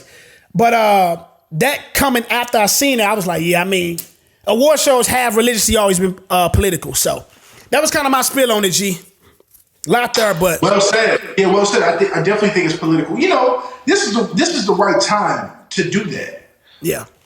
Kendrick, TDE, what they've done and what they've accomplished, the year that they've had, you almost didn't have a choice to give it over. Yeah. Some deserving, some political. I mean, we can be honest about that. Yeah. But yeah, did we expect anything different after Kendrick's historic run in the past year or so? Nah, not really. So we knew that was coming. I definitely thought the tributes were dope. I definitely echo the sentiments of Jamie Foxx. Definitely echo the sentiments of Snoop, of course. Love Mariah, even though Mariah has been low key gone for the last 10 years. Shout out to Mariah. And of course, man, Kirk Franklin being who he is and will always be to the gospel industry. So yeah, I rock with it all, bro. One thing I can say too is I hope that the buy-in for the BET Awards continues to be a thing, because we do need our own award show. For sure. I understand the Grammys are huge and American Music Awards and all of that, but BET and Black Entertainment Television having something where that means just as much, if not more, to us from a recognition standpoint than some universal award shows that aren't for us, by us, produced for us, highlighting us and the things that we're doing in the music industry space. I feel like we need to pay a lot more attention to be the BET Awards and given a lot more love. And I thought I seen that this year, and I hope that continues. In order to get those names, in order to get those people to come, in order to have a proper blend of superstars and social media superstars and actual high-level artists in the mix of up-and-coming artists. I feel like they had a universal, unique balance that existed across the whole show. Yeah. And to see the level of people that were being honored, like we're talking about A-list celebrities that haven't been in the building for a BET Award in years. Going on damn 10 years. You know what I'm saying? So it was really, really good to see that. And I hope that trend continues. And I hope that we continue to see that level of support because it was dope. The whole production was dope. It's probably something I'll go back and watch just to kind of like see some of the things that happened again, and even some of the things that I missed because I wasn't tuned in the whole time. And that's saying something because there was never a time where I would go back in recent years to watch anything BET like that. But I will go back and peer into that one for sure. I'm gonna ask you about one of the things that stuck out that kind of caught a lot of controversy online, particularly in the community we familiar with for sure. Glorilla winning the best gospel record award or whatnot. How do we feel about that? I seen Dietrich had something. He had a long ass rant on that mug. I didn't really, sink my teeth into it, but I seen a lot of cats kind of come out of that part of the show and speak on that. How do we feel about that, G? Should we be up in arms over it? What do we expect, brother? This wasn't the Christian community handing out this award. This was cats who just decide to give a gospel award somewhere. And also, you know what though? Let me just say it this way, right? In all humility, we got to humble ourselves and we got to take an honest look of accountability for ourselves as well. And what I mean by that is this. We are also the same people while being up in arms who made Snoop's album back in 2013, I believe, the #1 gospel album in the United States of America. That's somebody else's fault? Yeah. Or was that ours? Like we was the one buying that album and streaming that album and stuff like that, right? So like we just gotta take a step back and acknowledge, where we may play a huge piece into what's happening within the culture and even how the culture would seek to respect or believe us when we can't support, love, and respect our own. You know what I'm saying? If there were more love and support for the artists who actually felt like did gospel and were solid in the gospel industry and things of that nature, maybe we wouldn't be having these problems. But because we don't, and because we allow anybody in and we support anybody and we allow from the outside to have their day in the sun, this is why we see what we see. This is why Kanye and Sunday Service won the same award not too long ago. We just accept anybody on this side, and then when they come, we're like, or when something happens, then we want to try to pretend to be fake outraged, and you can't have it both ways. You're supporting the same artist you're trying to critique, and that's just the reality of the situation. I feel that, G. I do feel that. All in all, yeah, man, it was a pretty good ceremony for sure, dog. They definitely should take some notes from what Kevin Hart did. But yeah, I thought that was interesting, that spiel that I seen. People was kind of up in arms about Glorilla. Shout out to one of my boys locally from St. Louis. Got some praise at the ASCAP Awards. Steve T. He was behind one of Glorilla records. She sampled Run Up, Get Done Up by his crew from STL, the Bangers. So it was dope to see that, dog, for sure. Shout out to the homie on that. But outside of that, man, what else was cracking in the music side? Let me see what I got over here right quick, G. I do want to, while we kind of still on that Casanat and BET Awards, bro, rappers and streaming, dog, what's going on, dog? Young Thug comes out the other day and say, I'm done rapping, I'm about to start streaming. You got seemingly every artist in the game, specifically the rap game. Let me make that clear. The rap game and the rappers seem to just be in shambles by the streamers. I feel like somehow rappers are indirectly feeling threatened by streamers for some reason, right? Like They are two separate worlds to me in my estimation. I don't really see any other artists from any other genres or even really entertainers across the board seeming to feel like this pressure from streamers more than I do from rappers. Now, I don't even know how this thought came about, but, just being honest, like, rap has a bunch of individuals masquerading as artists, right? Like, rappers can be a masquerade for niggas that did something in another life, found the legal way to get a bag, and said, let's do this, right? Because it's the legal way. I still can keep a lot of that regime and culture from the streets. It's the conversation that go back to hip hop and streets are not parallel or equivalent, I should say, but they run a similar path. And so a lot of those guys from the streets bleed over into the rap game. And they got a lot of dope stories to tell, yeah, for sure.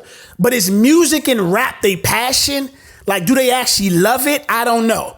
And so the reason why I think those guys are being easily identified as the people that's threatened is because the bag in streaming now has become more potent and profitable than the bag in music, right? I mean, it's been over the last few years, bro. It's been a plethora of individuals coming out saying there's no money in music, right? And specifically when they're saying it, they're not saying you can't make a bag or you can't get a deal.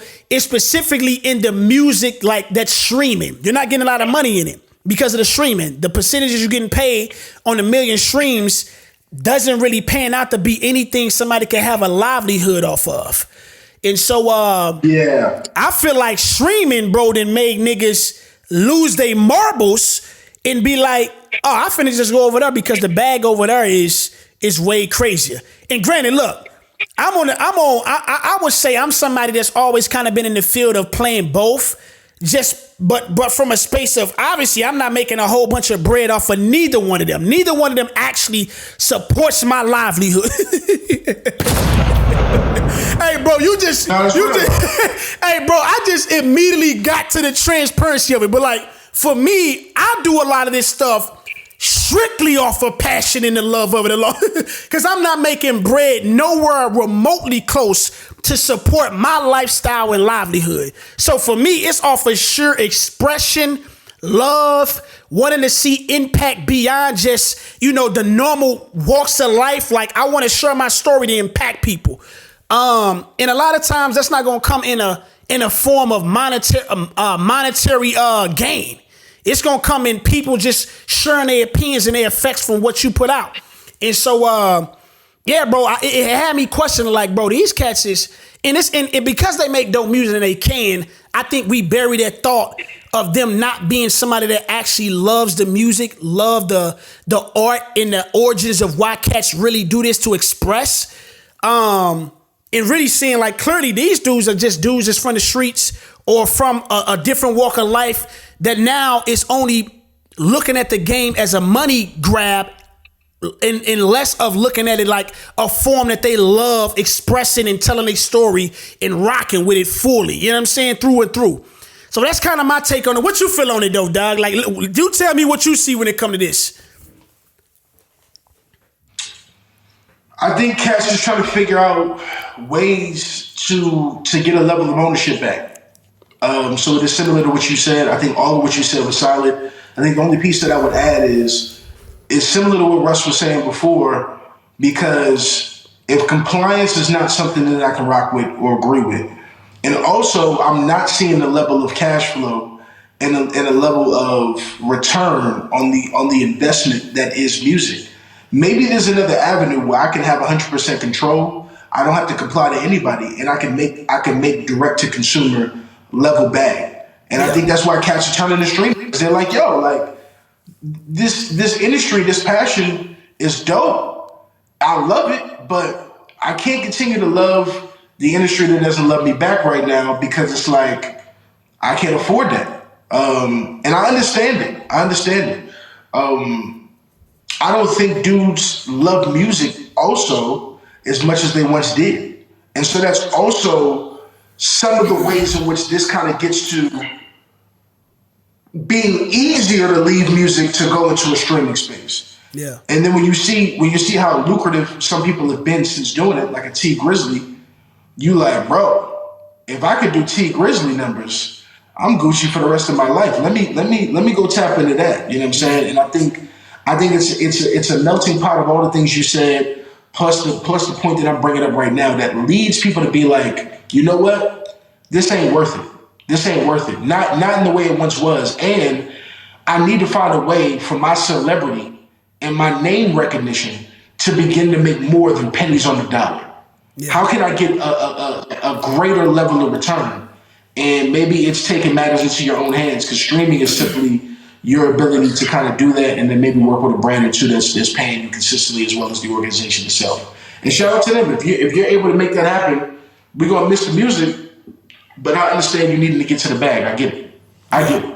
And I'm not totally against the idea of artists doing that. It's just it just seems like it's out of a place that not it's organically coming from. It looks like they're looking at a lane. I think there's a bit of an envious spirit that's kind of floating around because streamers, bro, it's the epitome of a, you know, and I'm just coming from a truly objective space. It's the epitome of attention seeking, right? Like, watch me. Like, just to break it down, like that's what it is. And I think you can take that concept of watch me and do it in a tasteful way. But the way I think artists are approaching it seems very just like the origin of attention seeking, like jealousy, like they want to be relevant. And if that was coming from a place to point people back to the music, that's one thing. That's why I say it's a way you can do watch me in a fashion that's tasteful. Tory Lanez, before they threw that boy in the cell, he wasn't just on there just cracking jokes and laughing and sitting next to an Aiden Ross. He really wasn't doing that shit at all. He was in the booth the entire time, creating records and takes and giving out actual advice on the songwriting side. You know what I'm saying? Letting y'all watch his process, which honestly is a byproduct of the artistry. It still lends itself to the artistry.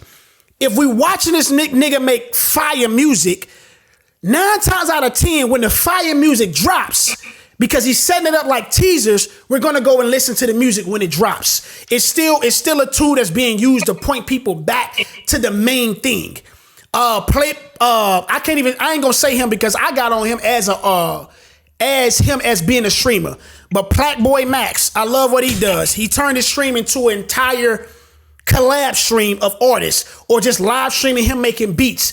Phenomenal concept when it comes to a stream theme. If you coming on here just trying to be the next Casanet and you an artist or doing anything like that, that don't really serve itself well. I like T Greasy, but because he built a whole, bro, his Discord got like probably more than this. I could be off, but I know that mug got like 100,000 niggas in it, bro. That they didn't build a mod of GTA and niggas running around, and that mug fire. I mean, that mug basically like GTA 5.5 until we get GTA 6. Like straight up, bro, like stuff like that. And he really rock with that. Somebody like Soulja Boy Soulja Boy, you know, he always, you know, I'm the first to do that. But this is kind of up his alley. But some of these other guys, it's kind of looking like, okay, what we really doing? What's the goal? Is niggas really trying to be on this? We can tell it's a cash grab, dog. We can tell. Yeah, bro. And so that's just been something I've been seeing like, that, bro, this is crazy. Like, even like the biggest, somebody said it recently, bro, the biggest nigga in the game, Drizzy Drake Rogers, about to do a stream with Casanet. Like, come on, bro. Like, if you know Drake, this checks out to be Drake. He's very, I want to be in what's happening right now. He kind of strikes me a person that's like FOMO, but passive aggressive FOMO. Like, he is a nigga that you won't catch at the Met Gala, but he's a nigga that wants to be next to the right people when the time serves him best. You know what I'm saying? And so, but he's pointing back to the music, but still, a nigga like that shouldn't have to do that. He doesn't have to do that, obviously, but he's still attention seeking. This does make me appreciate the Kendrick Lamars of the world way more. Because you only talking about Kendrick Lamar around what we talking about Kendrick Lamar for while we know him, music. Not to say he can't ever express outside of that, but he's, for the most part, only kept the main thing. You know what I'm saying? Like, yeah. And it makes me appreciate the J. Cole's of the world. You know what I'm saying? Like, niggas that come from that type of cloth, I could very much respect more on the level in that lane because they don't stray away no matter what's relevant, what's popular. They beat to their own drum. And I love individuals that beat to their own drum, bro. But I had to put that on her to speak on, bro, because it just didn't. That mug was rubbing me the wrong way. And I'm like, bro, am I the only cat seeing this? Academics actually got a clip that actually was, that made me kind of get into this thought that was responding to Casanet apologizing to Wale for not knowing him. And I'm like, bro, he kind of spilled about like, yo, these rappers is like, you know, they out here looking for all kind of stuff and looking at the streamers like, bro, you should know me more than I should. Like, nah, nigga, Wale, like Casanet name is miles above Wale name right now. You know what I'm saying? Like, and that is what it is. That shouldn't shake you up, though. You know what I'm saying? Agreed, bro. Man, I kind of skipped over that. We're going to jump through these next ones pretty quick. Reaction to Kendrick Lamar in Toronto. How do we feel? I've been seeing clips of this nigga getting encored to put on Not Like Us more than once. We want it again. Another one. DJ Khaled style. You hear me, die? And then he did 2 nights in a row. I believe the last night was the second night in a row, probably sold out. How do we feel, man? This happening in OVO, Canada, Drizzy Jake Rogers' backyard. How do we feel? What is this saying to us? Listen, you know what? Let me say this. This is a sign of ultimate disrespect. But also, anybody who's claiming Drake won that battle, brother, you have to look no further than this. You got to be honest about what happened. Right? I mean, let's just keep it 1,000.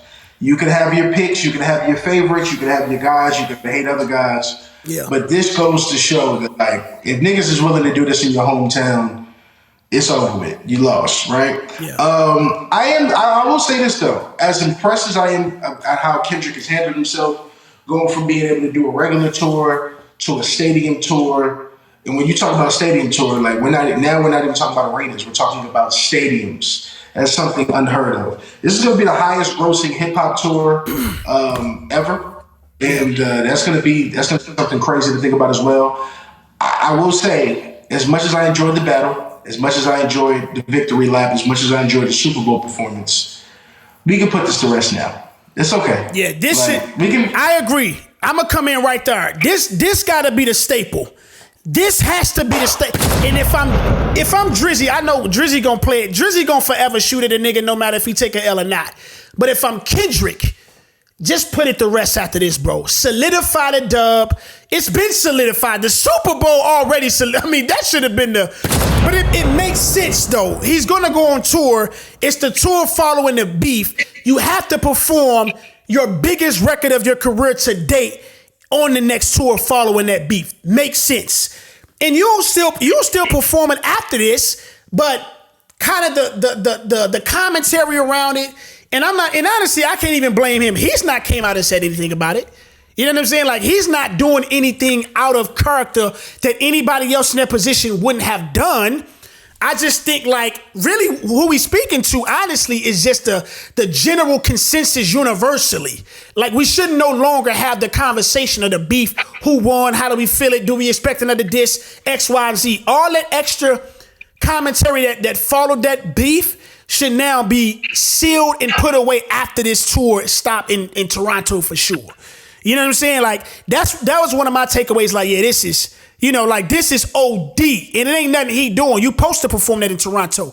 People was making it their business to highlight that he was moving with 25 cop cars and cop trucks and security guards and sleeping in New York between day 1 and day 2.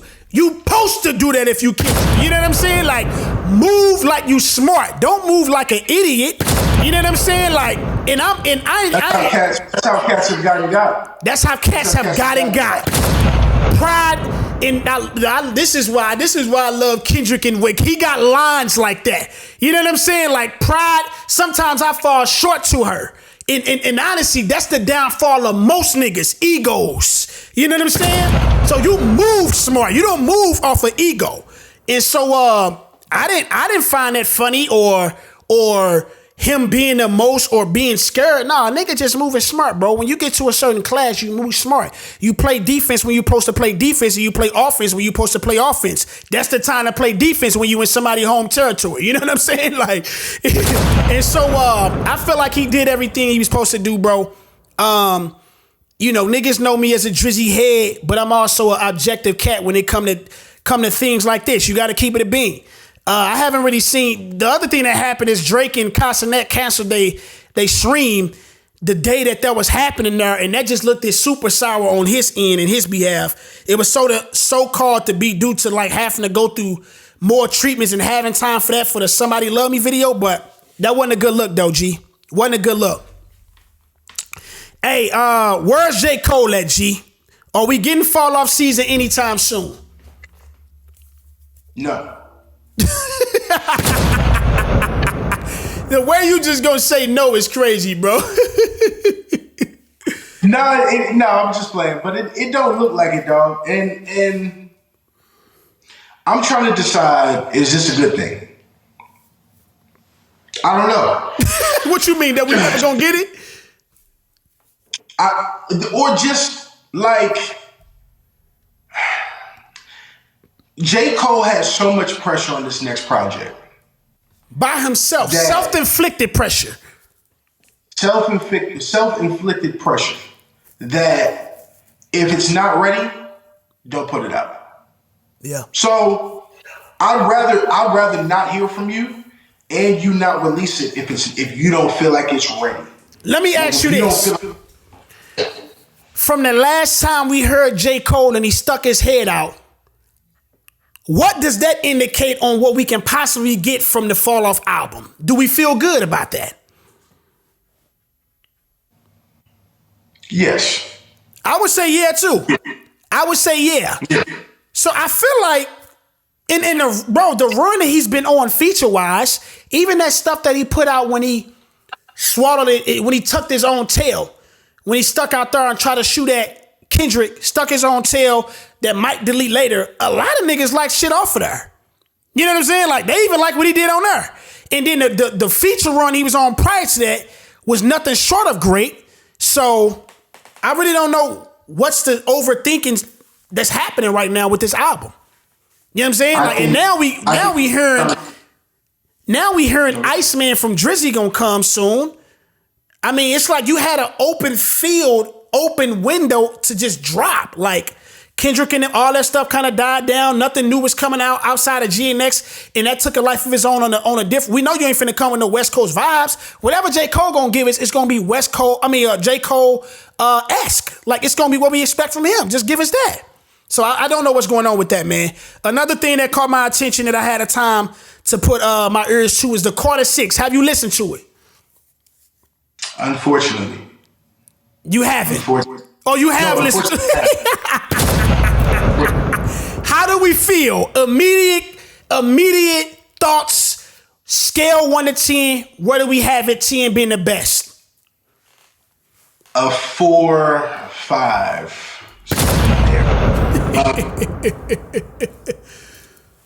You know what? I'm gonna echo the sentiments that I've heard from multiple people, because I was wondering if I was tripping, and we all are kind of saying the same thing.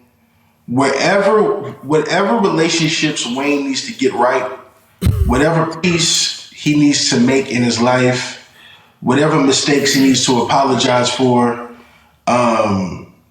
whatever road he's taken that has gotten him off the good path, it's okay, brother. I've been there, in some ways still there, and working through it. Come on back home, because it sounds like you were so far from the classics. You were so far from the vintage and the special that you have given us at points in time through the mixtape series and even in the Carter series. I don't know what this was. And even when he was given alley-oops for hits, he failed on those too, which is very strange. So, yeah, I have nothing else to say about that album other than you better come out with something quick to make us forget about this, because this ain't. Yeah. I think Wayne messed up in a couple areas. One, calling this the Carter 6. This music, I don't believe lived up to the level of the series of the Carters. The Carters has, some of the best albums in hip hop history. The first 3, 1 to 3 is, if he would have stopped there, that would have been one of the best series in hip hop catalogs ever.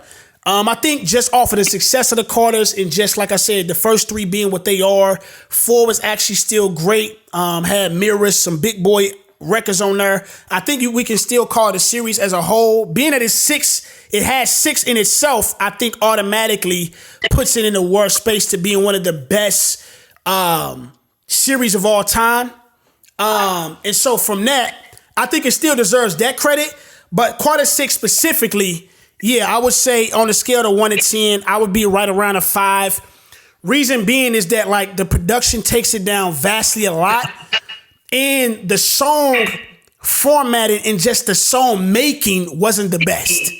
And Wayne, he can make songs. He can make songs. He can make hits. He can make bops. He very is capable of doing that.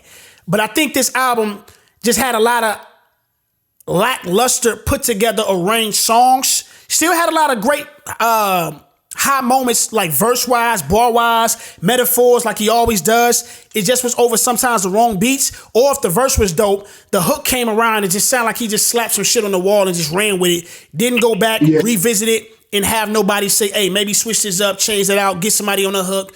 And so, yeah, man, it kind of was a letdown from that standpoint. But it looked like it's going to do 115 in the first week. Number 2 album on the Billboard chart behind Morgan Wallen. It looks like he's going to do about 210,000. And so, unfortunately, it won't be another number 1 album. But sonically, it probably didn't deserve that.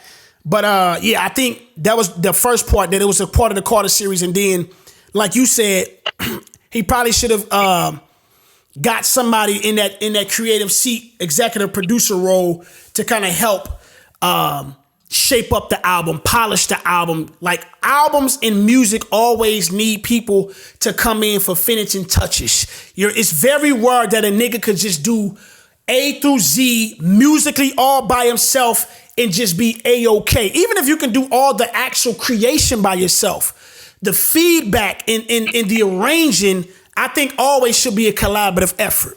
And I think anybody on the musical side would agree to that. But yeah, man, all in all though, bro, I think it was cool. Outside of that, Chris Brown, he dropped a new record, Holy Blindfold. I got a chance to check that mug out. It looks like he's going a very polished route on that single. Did you get a chance to check it out?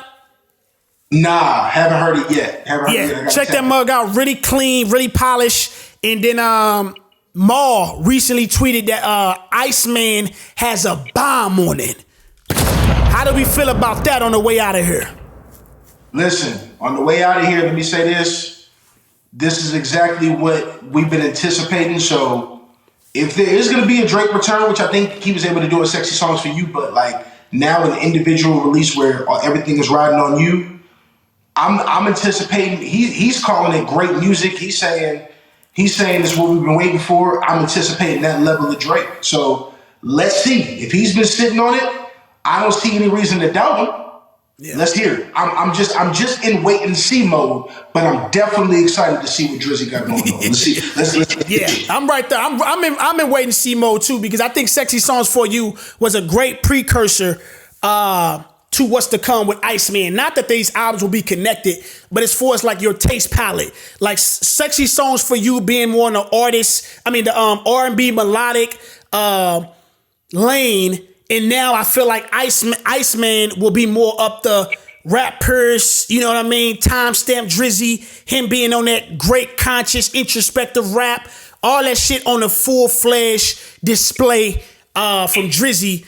And I'm interested just to kind of see where his mental state is. What else is going on in life? We know what's been going on with that beef for quite some time, but just to get a just general sense of where he is musically and as an individual in life up until this date, because a lot's done happened for sure. So looking forward to that, dog. On the way out of there, dog, what's poppin', man? Anything cats should be looking, new music? You got some new joints dropping sometime soon. What we got going on the way out of here, G?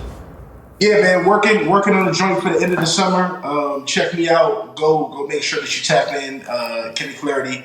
I am currently right now taking a hiatus, but I will be back pretty shortly. Just a little week stint. So if you don't see me, it's just because I'm resetting. But yeah, man, go tap in because music is definitely on the way. It's definitely coming soon. I love y'all. That's what I'm on, bro. Talk to you.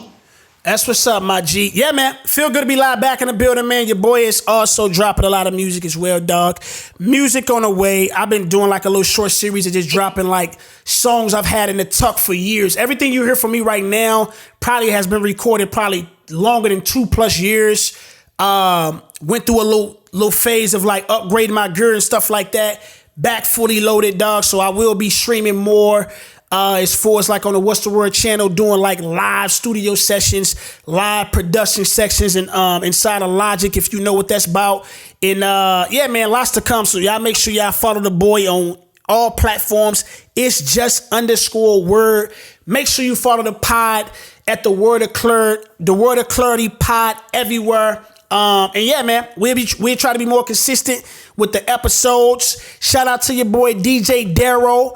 He should be back in the building sometime, and none other than your favorite Tory Starks. That boy down in MIA right now, dog. I'm pretty sure he'll be back on here, dog. I know I got to tap in with Loso as well.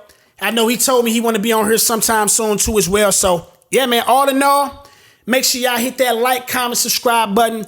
It's your boy Word, Kenny Klarity, the Word of Clarity podcast is out of here. We out of here. Cheese.